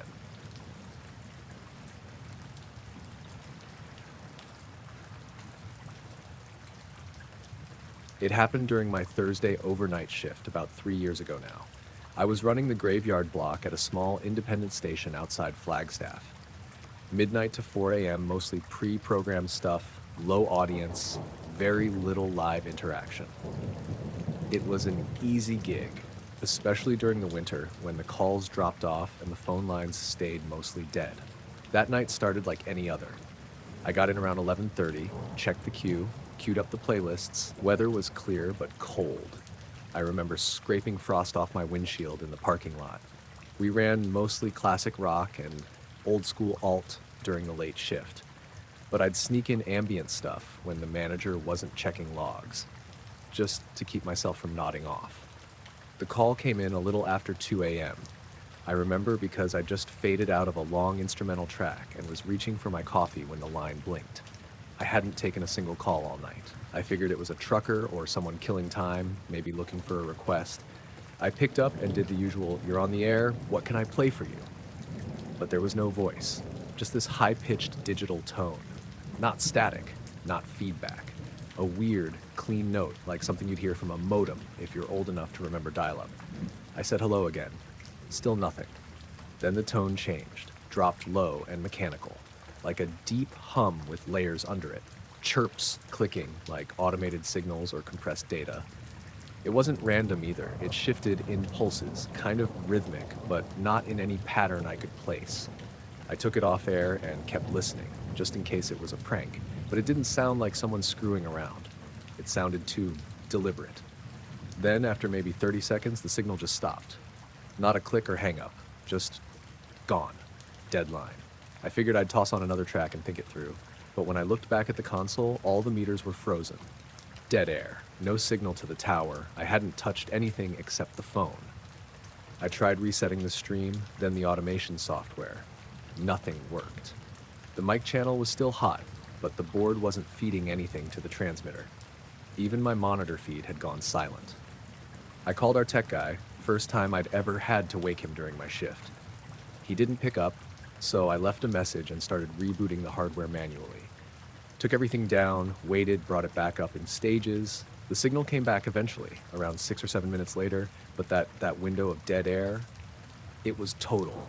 No static, just black silence. I checked the logs. Nothing registered during that time. The system showed continuous play as if the playlist had kept going, but no audio reached the board. And the weird part, the last song before the call, the one I remember fading out of, was still queued like it had never actually played. I went back to the recording archive. We had a digital logger that saved the entire broadcast in 5-hour blocks. I pulled the file for that night, jumped to just before the call. The file played fine. My voice came through introducing the track. I said the station ID. Everything was normal. Then came the point where I picked up the phone, and then nothing. Just total silence for the next 6 minutes. No tones, no hum, not even my voice. It was like the mic had cut out the moment I answered. The waveform was flat. I skipped ahead and the audio returned mid-track like nothing had happened. That was the part that really got under my skin. It wasn't that something strange happened live that could be chalked up to a glitch or interference or whatever, but it was gone from the log too, like it never existed. Like my side of the interaction had been erased. I checked the incoming call list. We used a basic caller ID system that time-stamped every ring. The screen showed a call at 2:11 a.m., number withheld. Duration, 47 seconds. I called it back. Got a fast, busy signal. The kind you hear when a line's been disconnected. I didn't talk about it the next day. I wrote up a generic note about a system hang and submitted it to the tech crew, but I didn't mention the tones or the signal drop. The manager didn't say anything, probably didn't even notice the gap. The rest of the week went normal, though I kept one eye on the phone console every night. Nothing else like that happened. Until the following Thursday. 2:08 a.m., the phone rang again. Same withheld number. I froze for a second, then answered without putting it on air. Same tone. High and steady at first, then it dropped into the layered mechanical hum. Almost identical to the first call, but this time it only lasted about 20 seconds. Then a click. An actual click, this time, and a voice. I don't know how else to say this, but it didn't sound human. Not robotic either. Just wrong. like someone speaking through a filter they didn't fully understand. Words slurred into tones, clipped mid-syllable, no inflection. It said something like inbound, or at least that's what it sounded like, but with a weird delay between the syllables. Inbound. Then silence again. No broadcast cut this time. Everything stayed live. But my mic wasn't working for about a minute afterward. No one noticed, or at least no one called about it. I kept the music going and didn't take any more calls. I stayed in the booth until sunrise. I never got another call like that again. I kept watching the logs, kept recording backups of every shift. Nothing showed up. No more dropped signals. No more silence. Just that 1 week. 2 calls. Sometimes I wonder if it was some shortwave freak bouncing signals off the ionosphere or some messed up satellite interference, but I don't buy that. Not with how quiet the line was. Not with the dead air. There's nothing like it in the archives anymore, either. I copied the original files to a USB drive, but a few months later when I tried to play them back, the audio had degraded. Just a solid buzz now, like electrical interference, you can't hear anything. But I remember what I heard. I remember the feeling of something pushing into the thing, like it was in the signal. Like using the broadcast itself, not just piggybacking on it, like it came through the silence.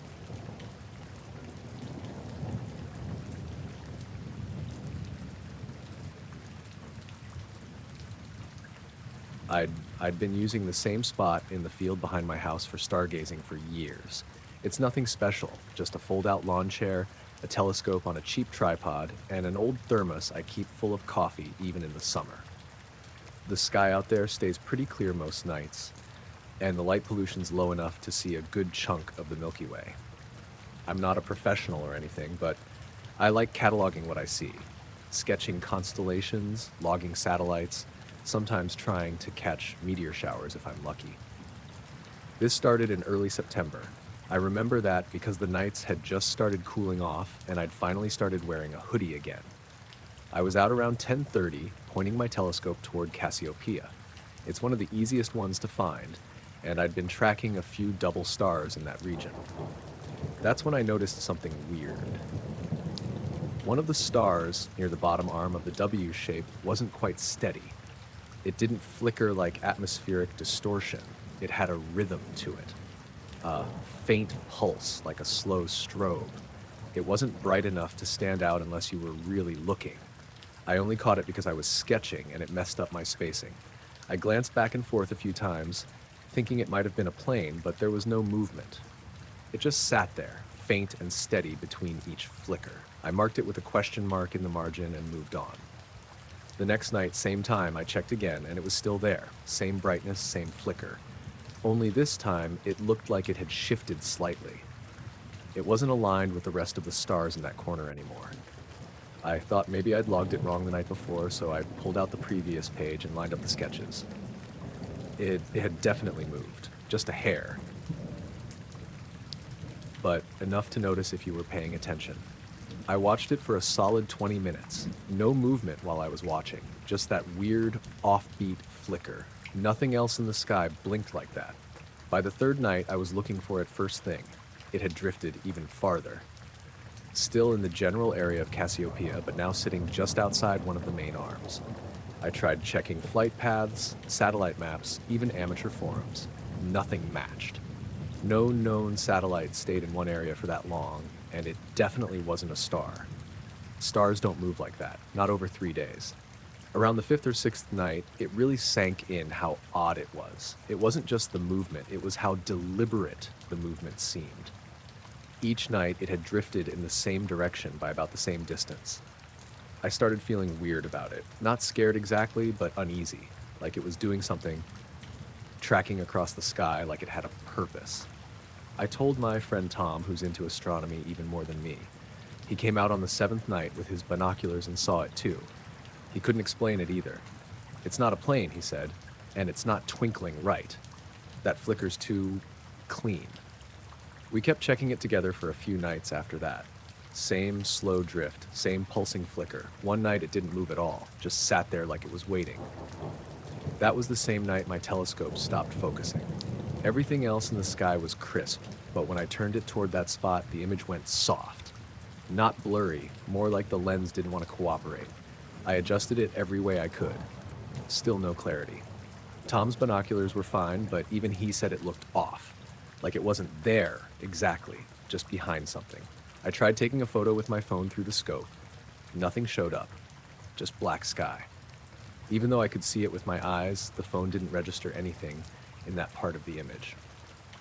We gave it a rest for a few days after that, maybe just to clear our heads. But when I went back out again, around the middle of the month, the thing had moved far enough that it was completely out of Cassiopeia. That's when I started noticing something new. Around 3 a.m., sometimes later, I'd see a faint streak in the sky, a fast, silent arc of light from the same region where the flickering point used to be. It wasn't a meteor, it moved too slow, and it didn't burn out. It looked more like, I don't know, a shadow under the stars, something passing in front of them, like when a bird flies in front of a streetlight and you catch the silhouette, but higher and silent. I saw that maybe 3 times, spaced out over 2 weeks, always between 2 and 4 a.m., always in that part of the sky. After the 3rd time, I noticed something else. My backyard motion light, the one that faces the field, started flicking on randomly around the same hours. I thought it was raccoons or deer, but when I checked, there was nothing. No movement. No sound. Once, I sat outside with the light unplugged, just watching. Around 3:15, I saw the flicker start again, only this time, closer. Not in the sky. Out over the field. It was faint, maybe 100 feet off the ground. Same soft pulse. No noise. It just hovered there for maybe 10 seconds, then faded. I didn't tell Tom about that. I didn't tell anyone. I stopped going out there at night for a while, but the next time I finally looked, weeks later, the star was gone. Not moved. Not dimmed. Just gone. And that patch of sky felt different. I don't even know how to describe it. Like my eyes wanted to skip over it. Like it was too empty. I kept checking for a while after. I even bought a better scope, but nothing ever came back. The motion light still flicks on some nights though. Always around 3 a.m., always when the sky's clear.